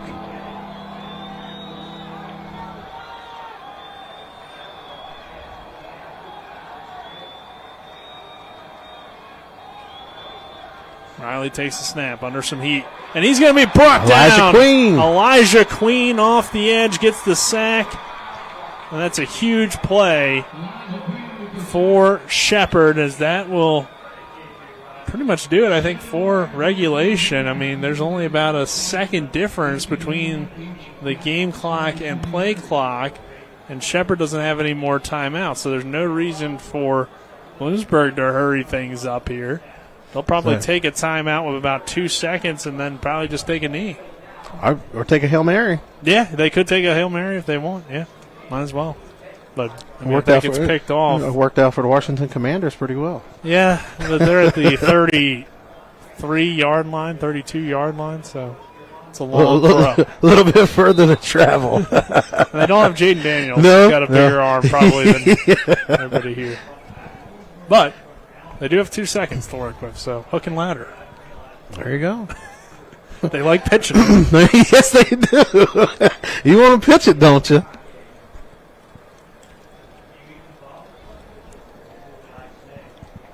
Maybe have to go to their Little Giants playbook and put in the annexation of Puerto Rico. Do not punt. I'll tell you that. No. Only bad things can happen on a punt in this situation here on 4th down and 9. So see if they play for overtime, if they maybe draw up some sort of trick play, but I'm expecting just probably quarterback to take a snap and go down to a knee after the 2 seconds roll off or so. But you definitely don't want to knee too quickly, I guess, if you do a knee. So probably just run around and then go down, I would guess. Unless you have something here for 4th and 9 from your own 34-yard line. 33? 33, yeah. Again, scoreboard says the 38, so don't trust that here at Rams Stadium. Looks like, no receivers out on the field. They're just going to probably burn these final 2 seconds. As Shepherd does bring some heat. Kuoka comes in off the edge, but Riley just goes down, and that will do it for the 4th quarter. We're headed to overtime here, tied at 14 between Shepherd and Bloomsburg. Great game. And now we get college overtime. We'll take a 1-minute break and then have overtime. This is Shepherd Rams football on TV 10. This is Cody with Cody's Auto Body. The stories are on the way. Reliving glory days, the injury that prevented stardom, or the inevitable, I even could have made that play. With football season comes a lot of delusion of greatness. Well, no one believes you would have made it in the big leagues. Let's at least make them think you're a good driver. Bring that vehicle to me and I will make it the pride of the parking lot at every game. I'm Cody with Cody's Auto Body, the MVP of your season. That's Cody's with a T for trust. It's the new normal. You live, work, and play everywhere. Whether it's the family car or the family business, you need insurance that keeps pace with your changing life. Home on the job or working from home, peace of mind comes from knowing your whole world is covered. No matter what happens or how big it grows. Whatever your new normal, Erie Insurance's award-winning service and personal agents can keep pace. Call your local agent today or visit erieinsurance.com for a quote. We welcome you back here to Ram Stadium. Overtime between Shepherd and Bloomsburg, tied at 14. Well, it's been a very interesting game between these two teams. The Huskies took a 14-7 lead at one point. Shepherd would tie it up, and then the Huskies had an opportunity for possibly a game-winning field goal from 21 yards out, but they've had about 4 different guys kick this season for them. So they're down to their quarterback, KJ Riley, as their kicker. And even though it was just a 21-yard kick and he's looked good on the extra points, it was from the right hash. He's a left-footed kicker, and he missed it from 21 yards away, which would have put Bloomsburg in the lead. Then Shepherd got the ball back, but their drive went 3 and out, including a pass attempt on a 3rd down and 1. Despite having a solid day on the ground, running the football, they decided to throw the ball. Was knocked down as well. So that gave Bloomsburg another opportunity, but the Huskies couldn't do anything with it. And we're headed to overtime here, tied at 14. from the 25-yard line. I believe Shepherd will get the ball here first, as I see the Bloomsburg defense, but it also kind of looks like the Shepherd defense. So, no, that's the Shepherd offense. New overtime rules, defenses versus defense. That should, they have, I think, after the third overtime we go to those 2-point conversions. Maybe like after the fifth overtime we should go defense versus defense. Then the sixth overtime, only offensive linemen can touch the football. So from the 25-yard line, we'll see Shepherd with the ball first offensively. Bloomsburg chose defense here first, I would presume. Nobody really chooses offense first because you want to know what you need before you head out there on offense. We did see an overtime game a few years ago for Shepherd, and they were able to get the win. And Powell's looking for the end zone, and he's got it. Where's that been all day? A deep ball for a Ram touchdown on the very first play of overtime. That time going against Devin Fleming. That was Jeremiah Taylor with the double move. Good job that time by Powell selling that pump fake, but there was no safety help over the top that play, so it really didn't matter that the defender didn't bite on the pump fake. It was just a good job of Taylor using that body lean, getting leverage on the defender, and after that he was able to turn on the Jets, and a good accurate pass that time by Powell to get that go-ahead touchdown for the Rams. Jeremiah Taylor with a touchdown for Shepherd to put them up 20-14 here in overtime. And Baker will run on to attempt the PAT, and the kick is up. And it is good. So Bloomsburg needs a touchdown to tie here. Or they could, of course, go for two and try to win. But Shepherd just needs a stop. So Jeremiah Taylor hauls in the touchdown pass. That is his first touchdown since, I believe, week 1 of the season. Like we mentioned, that middle part of the year, he kind of hit a slump where he just didn't seem like himself, and then he kind of got in his head. But here over the past couple of weeks, we've seen him emerge and starting getting back to his old self. And that time, on that last play, you saw the guy you saw the player that we saw from last year on that previous play. That explosive athlete that can take the top off the defense, and not only does it with just athleticism, but he's also a very skilled route runner. And that time just using that body lean just to get the defender out of position a little bit. A good pump fake that time by Powell. And again, his accuracy and touch, that's something that you don't have to question about Powell's ability. Certainly has a lot in both of those categories. In week 1, Jeremiah Taylor had 2 catches, 17 yards, and a touchdown, and a not very throwing game plan is there underneath. Say Persing with the catch. Persing with the catch, tackled short of the sticks by Miles Greer. Good pass protection that time by the Bloomsburg offensive line. Shepherd's been able to get some pressure today. But just such a surprise for Shepherd to go downfield based off of how they've called things in this game that it, I think, caught Bloomsburg off guard a little bit, and they take the lead now at 21-14 to Shepherd, but the Huskies still have an opportunity to answer here from the 17-yard line. It's second down. Riley under some pressure, throws near sideline. Persing couldn't get that foot in. They say incomplete. It'll bring third down. He had to go up to the top shelf to try to get that one and wasn't able to get his foot down in bounds. Referee was right there, had a very good vantage point, incomplete pass, and big third down coming up for the Huskies. Yep, third down and 3. We saw in that previous play, Shepherd brought some pressure. What do they draw up here for 3rd and 3? I think a couple guys that you want to keep your eye on if you're that Shepherd defense. One, Griffin Batchelor. He's going to loom large on this play. Also, we haven't heard his name in a little while, Owen Anderson.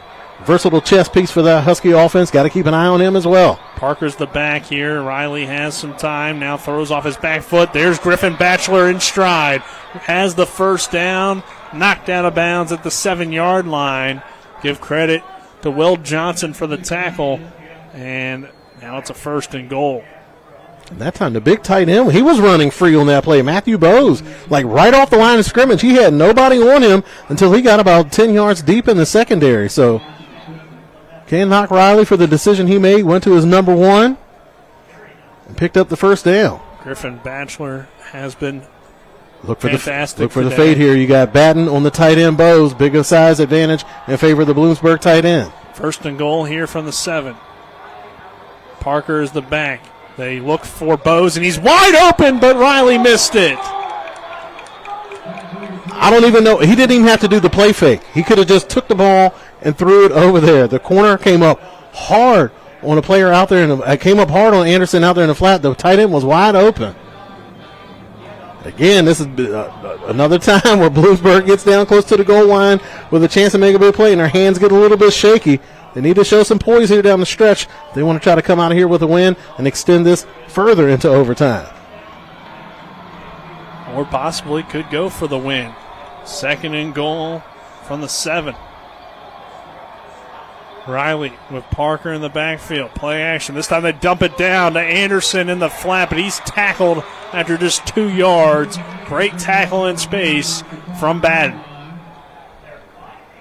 So it'll be third and goal from the 5. You have 2 downs to work with because you're not kicking a field goal in overtime down 21-14. So that's one thing they don't have to worry about. That's true. Shepard scored on the very first play of overtime on a deep ball to Jeremiah Taylor. They've already converted, though, 1 third down here on the drive to Griffin Batchelor. He's obviously got to be a guy to watch out for here on third and goal from the 5. Anderson is the H-back. Might be a good guy to watch as well. He wants Griffin Batchelor. Looks like a holding, and it is. 2 flags coming in, but both of them got to be against Shepard's Will Ennis. Griffin Batchelor was calling for the flag before the ball even came out of the quarterback's hands. He was getting manhandled over there on the outside. But again, you'd rather give up the penalty than give up the touchdown. So, fresh set of downs for that Bloomsburg offense. Yeah, should bring it to about the 2-yard line, 2.5 after the penalty. So first down and goal here in overtime, 21-14. Shepard on top. It is the first possession for Bloomsburg here in this first overtime. Well, we had to double overtime. Will Bloomsburg find a way to score? They're just going to hand it to Parker. Parker, though, is brought down for about 1 yard or 2 loss on the play. Great play from the Rams defense, Harold O'Neal. Excuse me. Yeah, and they have Anderson lined up in that wing, similar to the way that Shepard uses Rosnich. The only difference is Rosnich actually blocks on that backside as he works across the formation. Anderson is more of that pass outlet where he kind of like flashes that block, where he more leaks out into the flat. And that time, they needed Anderson to block on that play, and they weren't able to get it. Give credit to Makai Young for the tackle there for Shepard, as he'll bring up second down and goal now for Bloomsburg from the 3-yard line. 21-14 Rams.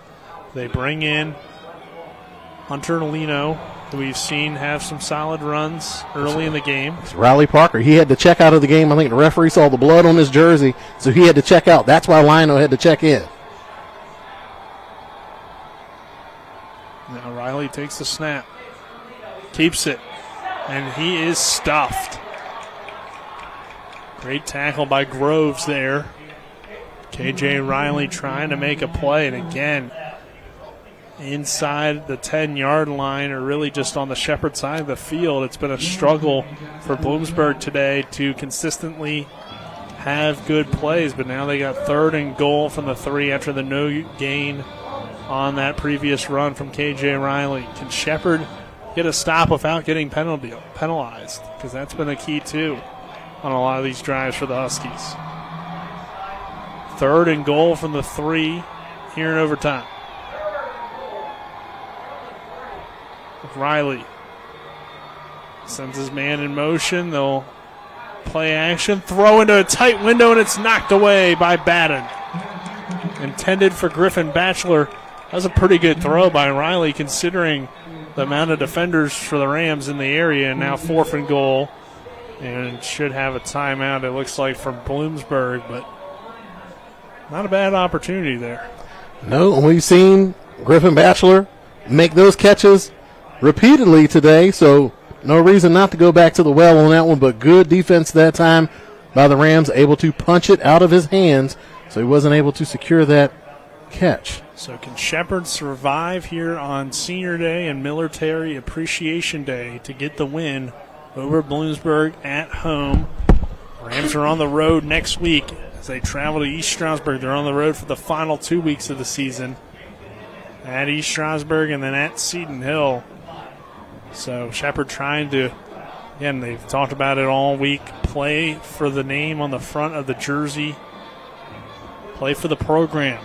The standard at Shepherd over the last few years, you can't afford 3 losses in the season, let alone 4. So no more losses has kind of been the mindset of this team because of your pride at this point.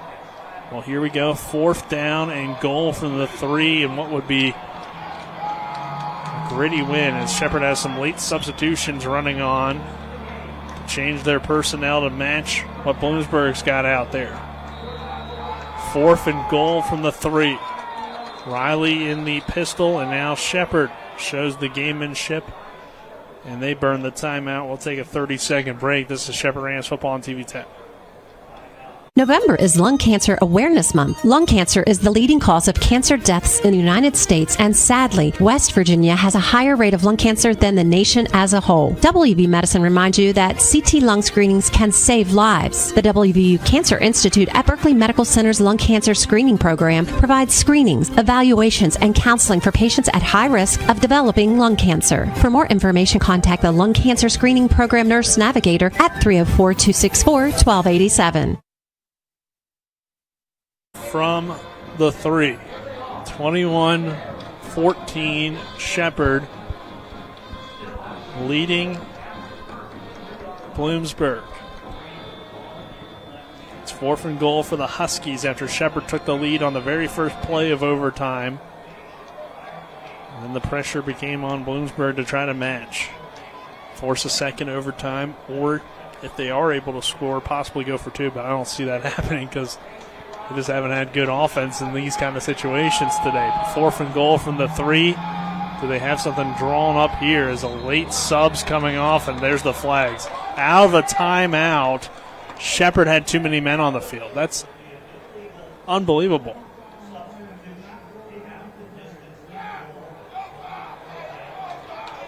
Oh, now they're waving off the penalty, saying no foul. Wow. So no illegal substitution called against Shepherd. Must have been allowed, I guess, because of maybe Bloomsburg's sub. That's the only thing I can think of. But 4th and goal here from the 3. Griffin Batchelor in motion. Play action. Anderson's open. He catches it. Can he reach across? He did. Touchdown.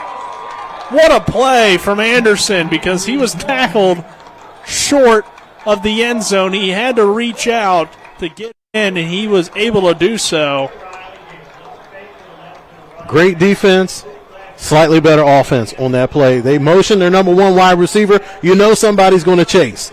So the defense, they're keyed on Griffin Batchelor. He's moving across. Good play action. Fake in the backfield, even though there's no threat of a run. It's just enough to make those linebackers hold their ground just a little bit longer. We got a big extra point coming up here.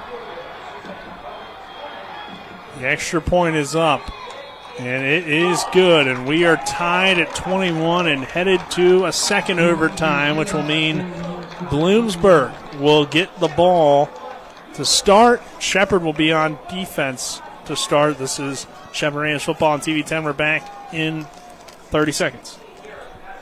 The Palace Lounge in Martinsburg is the place to be. Join us every night to relax and enjoy football or basketball games featuring either the Martinsburg Bulldogs, Shepherd University Rams, or West Virginia Mountaineers. We will have steak night every Wednesday, shrimp nights every Thursday, and now taco and margarita nights every Tuesday. You can find us on Facebook or call 304-267-7520. The Palace Lounge is located at 1350 Edwin Miller Boulevard in Martinsburg.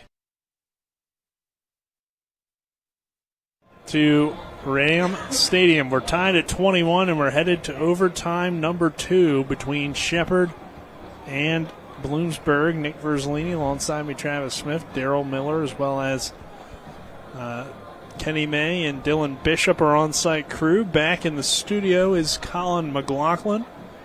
And Travis, we're headed to another overtime. Just an unbelievable play, though, by Anderson to reach that ball across.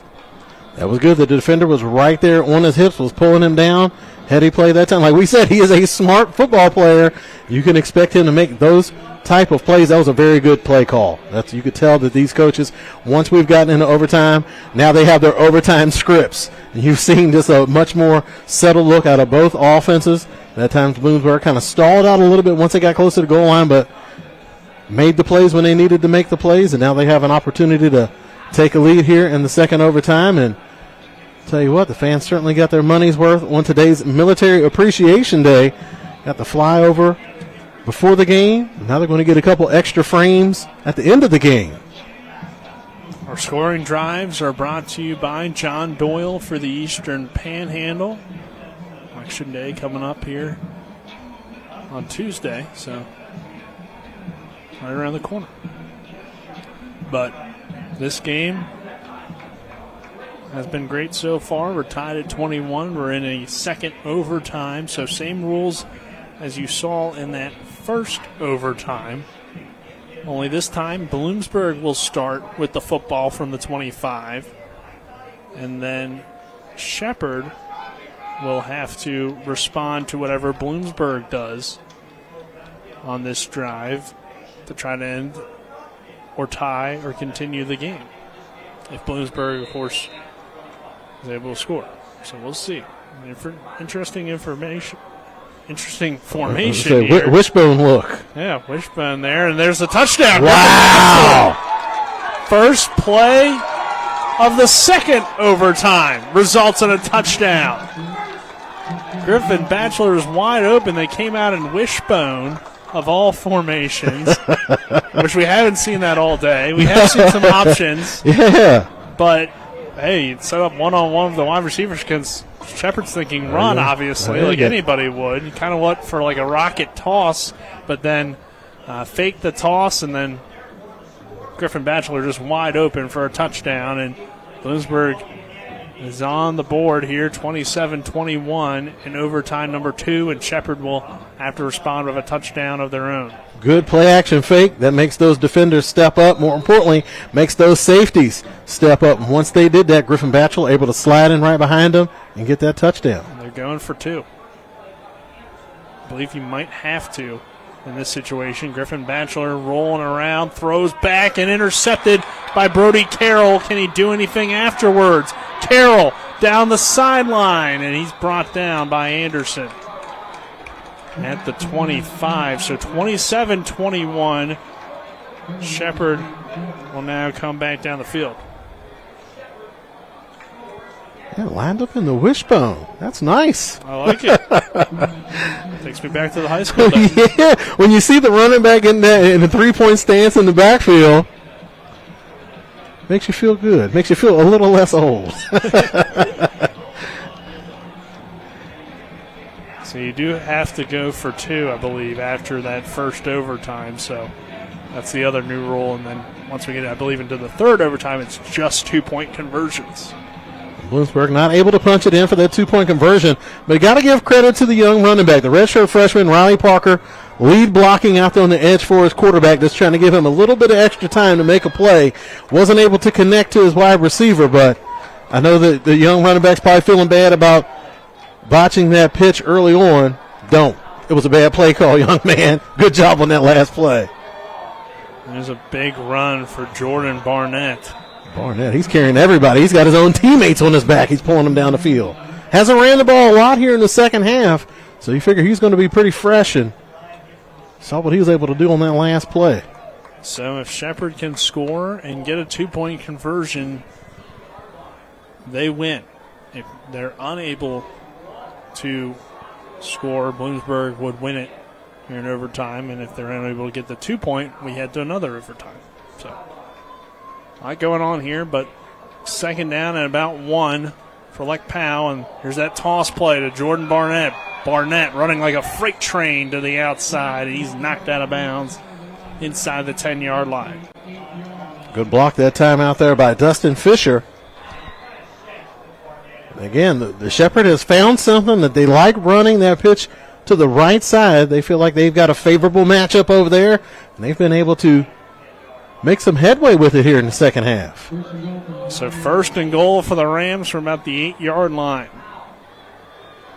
Powell looks to the sideline to try to get the play in. Dorner and Taylor, the receivers here to the near side. And they'll turn around and give it to Jordan Barnett. Barnett running down to the 5-yard line. Barnett did a good job of pressing the hole. Nice jump cut to the backside. Able to pick up some yards on that play. Again, they attack to the edge, trying to force that defense to play sideline to sideline, trying to create those running lanes up the middle. And that time Barnett able to get a little bit of... Well, here's Wildcat with Barnett. 2nd and goal from the 5, and it goes nowhere this time. Maybe a yard on the play. He's trying to run behind Big Jack Rossnage on that play, and Bloomsburg thought the same thing. And again, Giovanni Cancro, Johnny on the spot as well, cleaning it up. Nice play from him. They got some big dudes playing safety for them on Bloomsburg. They just have them listed as defensive backs, but come on, they're safeties. You got Nate Capers at 6'3", 205, and then you also have Cole Turner, 6'2", 180. Got some big bodies on the back end, and they're not shy about coming up and helping out in run support. Yeah, so here's the timeout from Bloomsburg. Let's take a 30-second break. 27-21, Huskies leading the Rams here in the second overtime, 3rd and goal when we come back. It's the new normal. You live, work, and play everywhere. Whether it's the family car or the family business, you need insurance that keeps pace with your changing life. Home on the job or working from home, peace of mind comes from knowing your whole world is covered. No matter what happens or how big it grows, whatever your new normal, Erie Insurance's award-winning service and personal agents can keep pace. Call your local agent today or visit erieinsurance.com for a quote. We're back here at Rams Stadium. 3rd down and goal from the 4-yard line.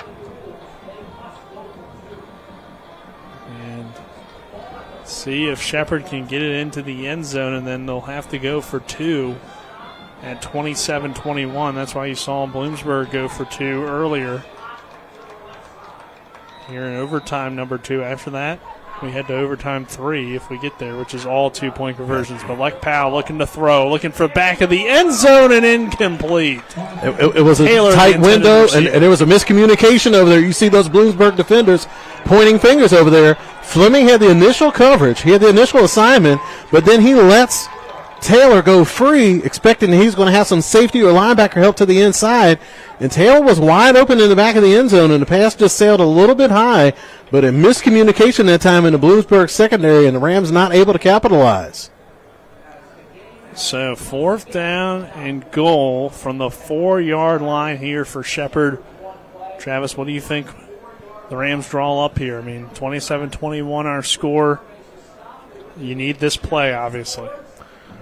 Well, it makes it tough that you're on the right hash, because you will want something where possibly you maybe get Powell out of the pocket where he has that run pass option, and maybe somebody's able to, break off of their coverage and find an open spot to sit. So you're kind of limited because you really can't do that to the right side of the field, and I'm reluctant to roll a quarterback out to his offhand side.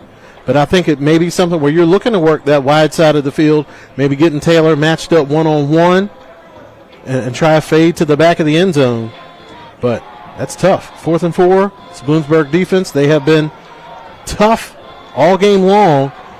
I don't know if you risk it trying to run it. You've had success running it, but I think you've kind of painted yourself into a corner where that's really not an option. So 4th down and goal from the 4-yard line. So everything's packed over, so I think they're going to try to attack that wide side of the field. That makes sense. Hill goes in motion from right to left. Powell looking toward the left side. There's nothing there. He's rolling to his right. He's under some pressure, just lobs it up, and it's incomplete. And Bloomsburg has beat Shepherd for the 2nd year in a row. The Huskies win it in overtime, 27-21, as they get the stop on 4th and goal from the 4. Bloomsburg improves to 5-4.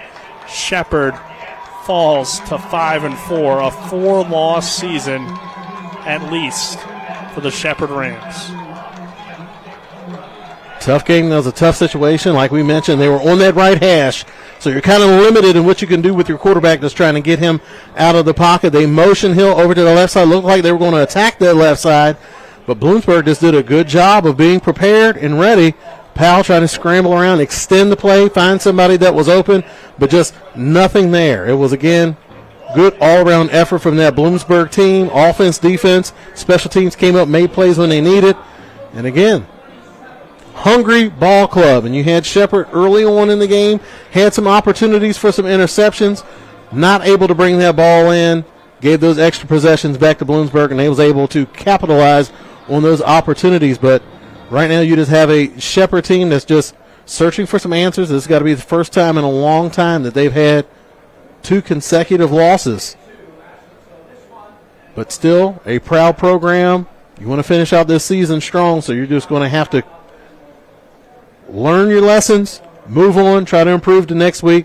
But I don't think you can go out with the mentality of playing not to lose. I think you have to go out there with that mentality. It's like, you know what, we just got to let it rip, and we're playing to win. That's Shepherd football. That's where they've had their success, was when they've been on the attack. I don't think that they can afford to kind of sit back and just think that their talent's going to carry them. I think you have to go out there and set the tone with the play calls and attack down the field. Well, the Rams fall to 5-4. We'll take a 2-minute break. On the other side of that break, we'll have the Palace Lounge post-game show as Bloomsburg gets the win 27-21. The Palace Lounge in Martinsburg is the place to be. Join us every night to relax and enjoy football or basketball games featuring either the Martinsburg Bulldogs, Shepherd University Rams, or West Virginia Mountaineers. We will have steak night every Wednesday, shrimp nights every Thursday, and now taco and margarita nights every Tuesday. You can find us on Facebook or call 304-267-7520. The Palace Lounge is located at 1350 Edwin Miller Boulevard in Martinsburg. It's the new normal. You live, work, and play everywhere. Whether it's the family car or the family business, you need insurance that keeps pace with your changing life. Home on the job or working from home, peace of mind comes from knowing your whole world is covered. No matter what happens or how big it grows, whatever your new normal, Erie Insurance's award-winning service and personal agents can keep pace. Call your local agent today or visit erieinsurance.com for a quote. One of the questions lawyers get asked the most is, what is my case worth? I'm Steven Skinner, and this is my brother Andrew with Skinner Accident and Injury Lawyers. The truth is, it's very difficult for a lawyer to pinpoint a number because every case is different. We get to know each situation and we'll give you an idea of what your case is worth and why. The sooner we get involved, the better we can do getting you the compensation you deserve. Google Skinner Lawyers or go to skinnerwins.com. We'll treat you like family. It's the post-game show as we recap the scoring, bring you stats and analysis, scores from around the PSAC and Super Region 1, the Division 1 Top 25, and the latest on the West Virginia University Mountaineers and Marshall University Thundering Herd. Let's get it started as we go back to the field and rejoin our TV10 broadcast team.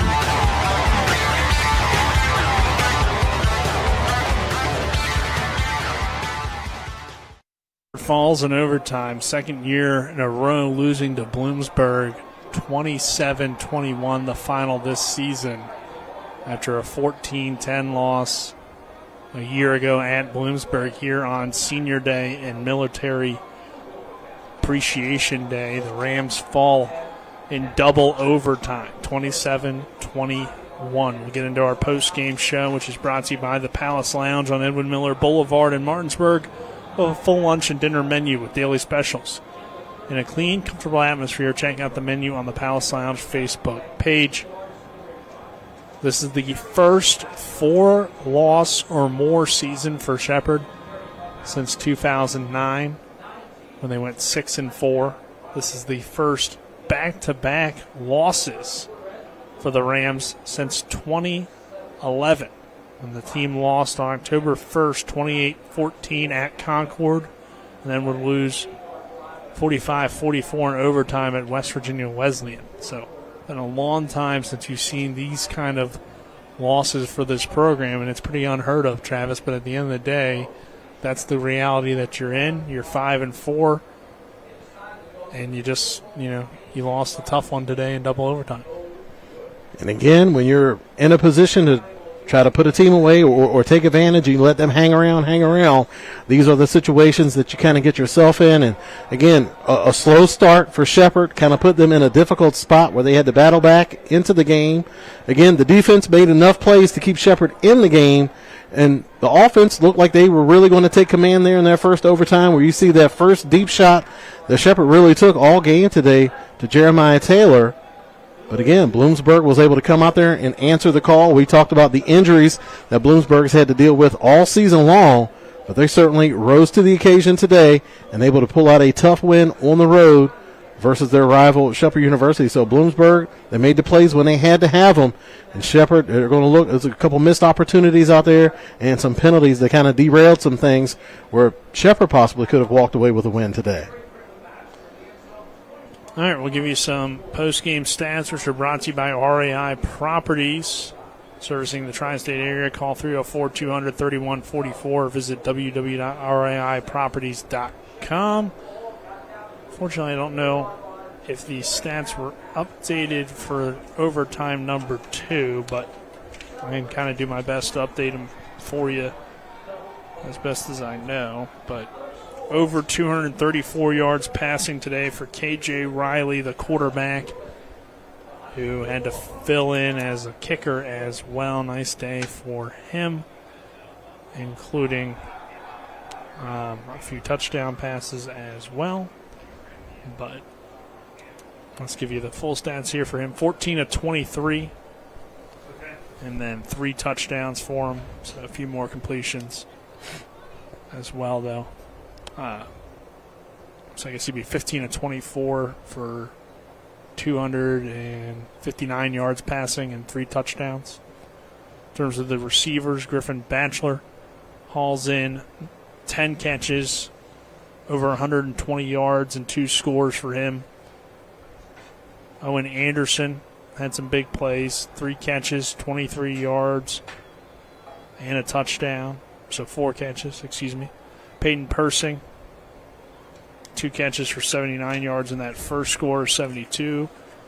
Miles has 1 catch in the game. And then the receiving yards, or we just went over that, so apologize there. Rushing yards, I should say. Hunter Lino runs the ball 9 times for 32 yards. Owen Anderson, 2 carries for 8 yards. And then for the Shepherd Rams today, passing-wise, Lek Powell finishes with over 180 yards passing, a touchdown, but not enough there through the air. Shepherd very conservative today throwing the football. In terms of the running game, Jordan Barnett ran for over 60 yards and a score. Swinehart 32, Brown 18, so not a super efficient rushing day as well for the Rams. Barry Hill had double-digit catches. Cam Dorner had 6 grabs. Malachi Brown with 5. Jeremiah Taylor with 3 on the day for Shepherd. Defensive leaders, Harold O'Neal leads the Rams in tackles with 8. For Bloomsburg is D'Ambra with 10. And those were your post-game stats. Travis, let's go ahead and run down our awards and wrap it up here from Ram Stadium, starting with the electrifying play of the game, which is brought to you by CMA's Chrysler Dodge Jeep Ram of Martinsburg. Stop in and see them today at 48 Kelly Island Road. Call 304-263-8821. Proud to be the owners who just care more. All right, so play of the game. I don't have to get too tricky on this one. I got to give it to Griffin Batchelor. Just did an awesome job. First play of that second overtime, just that deep crosser over the middle. And that was the score that put them ahead to win the ball game. So that's my catch. That's my play of the game right there.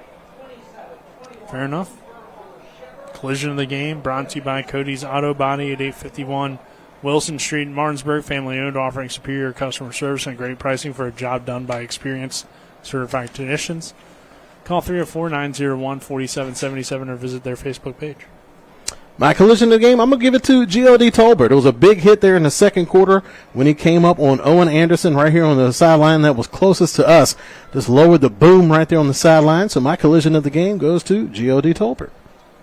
And then finally, our player of the game, which is brought to you by CMA's Martinsburg and Winchester dealerships, proud to be the owners who just care more. And I'm kind of torn on this one. Part of me wants to give it to Griffin Batchelor.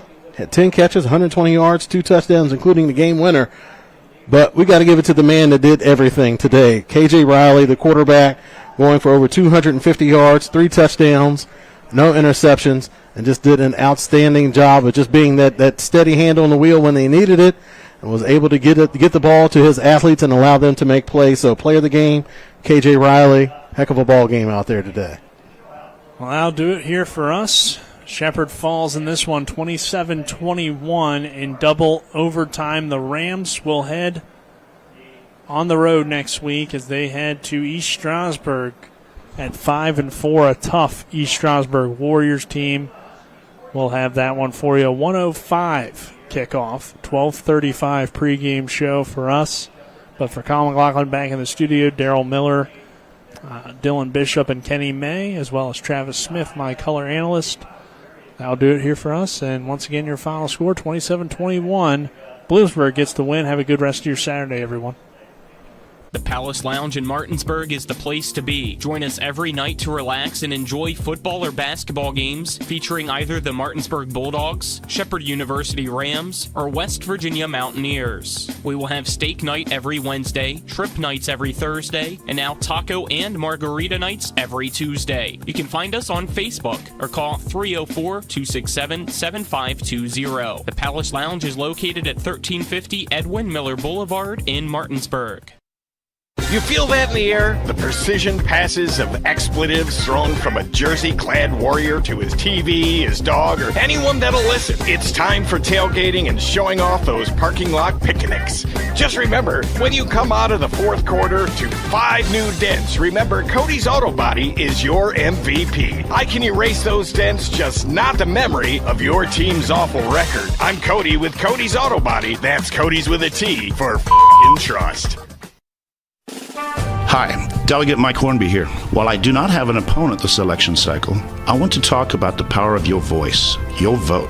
Voting is not just a right, it's a responsibility that shapes our future. Each election is an opportunity to express your values and priorities. When you vote, you influence decisions on education, healthcare, the role of government, taxes and regulations, issues that impact our lives and the generations to come. Berkeley County, remember your vote is your voice. My family fled from a dictatorship where we didn't get a voice. If you don't speak up, others will make decisions for you. Let's honor the struggles of those who fought for our right to vote by exercising that right. This November, vote for the future you want to see at the local, state, and national level. I encourage all Berkeley County residents to vote. Voting has never been easier. We have 3 locations for early voting, and your polling place can be found at sos.wv.gov. Paid for by friends of Mike Hornby.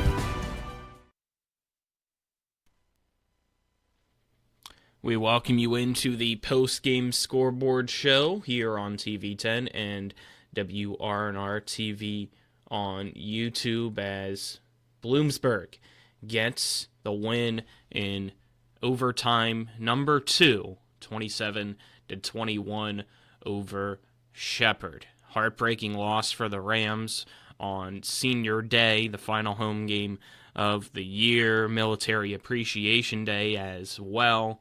Rams now fall to 5-4, as you heard from Nick during that post-game, first time with 4 or more losses since 2009 for Shepherd. Last time they lost back-to-back games like this, you have to go back to 2011. So not something Shepherd is used to going on here this season with 2 games left in the year. Let's now take a look around the Pennsylvania State Athletic Conference. As I mentioned at halftime, it was Slippery Rock on Thursday, getting a 38-22 victory against Clarion. Going on today, 24-22 final score. Edinburgh beat Seton Hill. Westchester beats Lockhaven 27-16. IUP beats Gannon 35-7. Kutztown takes it out all on Millersville. Final score 49-17. Kutztown scored all 49 points in the first half. Put in the backups to allow Millersville to get 14 points in the fourth, but Golden Bears continue their dominance here in the PSAC.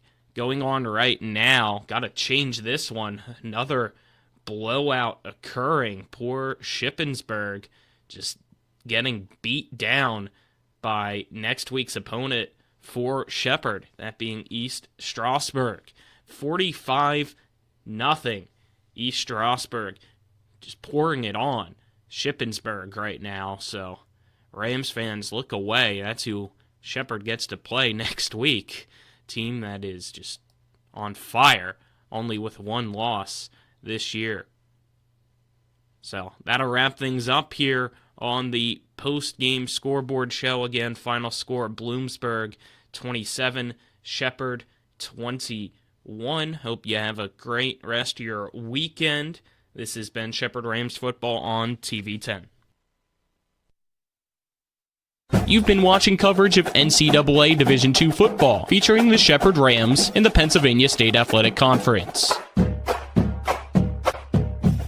Today's coverage is brought to you by Orsinis Home Store, Century 21 Modern Realty Results, Cody's Auto Body, The Palace Lounge, CMA Honda, the Berkeley County Health Department, Skinner Accident and Injury Lawyers, Brown's Funeral Home and Cremations, Hagerstown Ford, the Mansion Fretti Law Firm, the Mirius Group of Financial Advisors, Bodwell Insurance Solutions, W. Harley Miller Systems, Smallwood and Small Insurance Agency, CMA Chrysler Dodge, WVU East, the law firm of Burke, Schultz, Harmon, and Jenkinson, RAI Properties, Parsons Ford, Rocks, John Hardy, Gary Kelly Allstate, and Panhandle Dumpsters. TV 10 Sports thanks you for watching today's game. All rights reserved.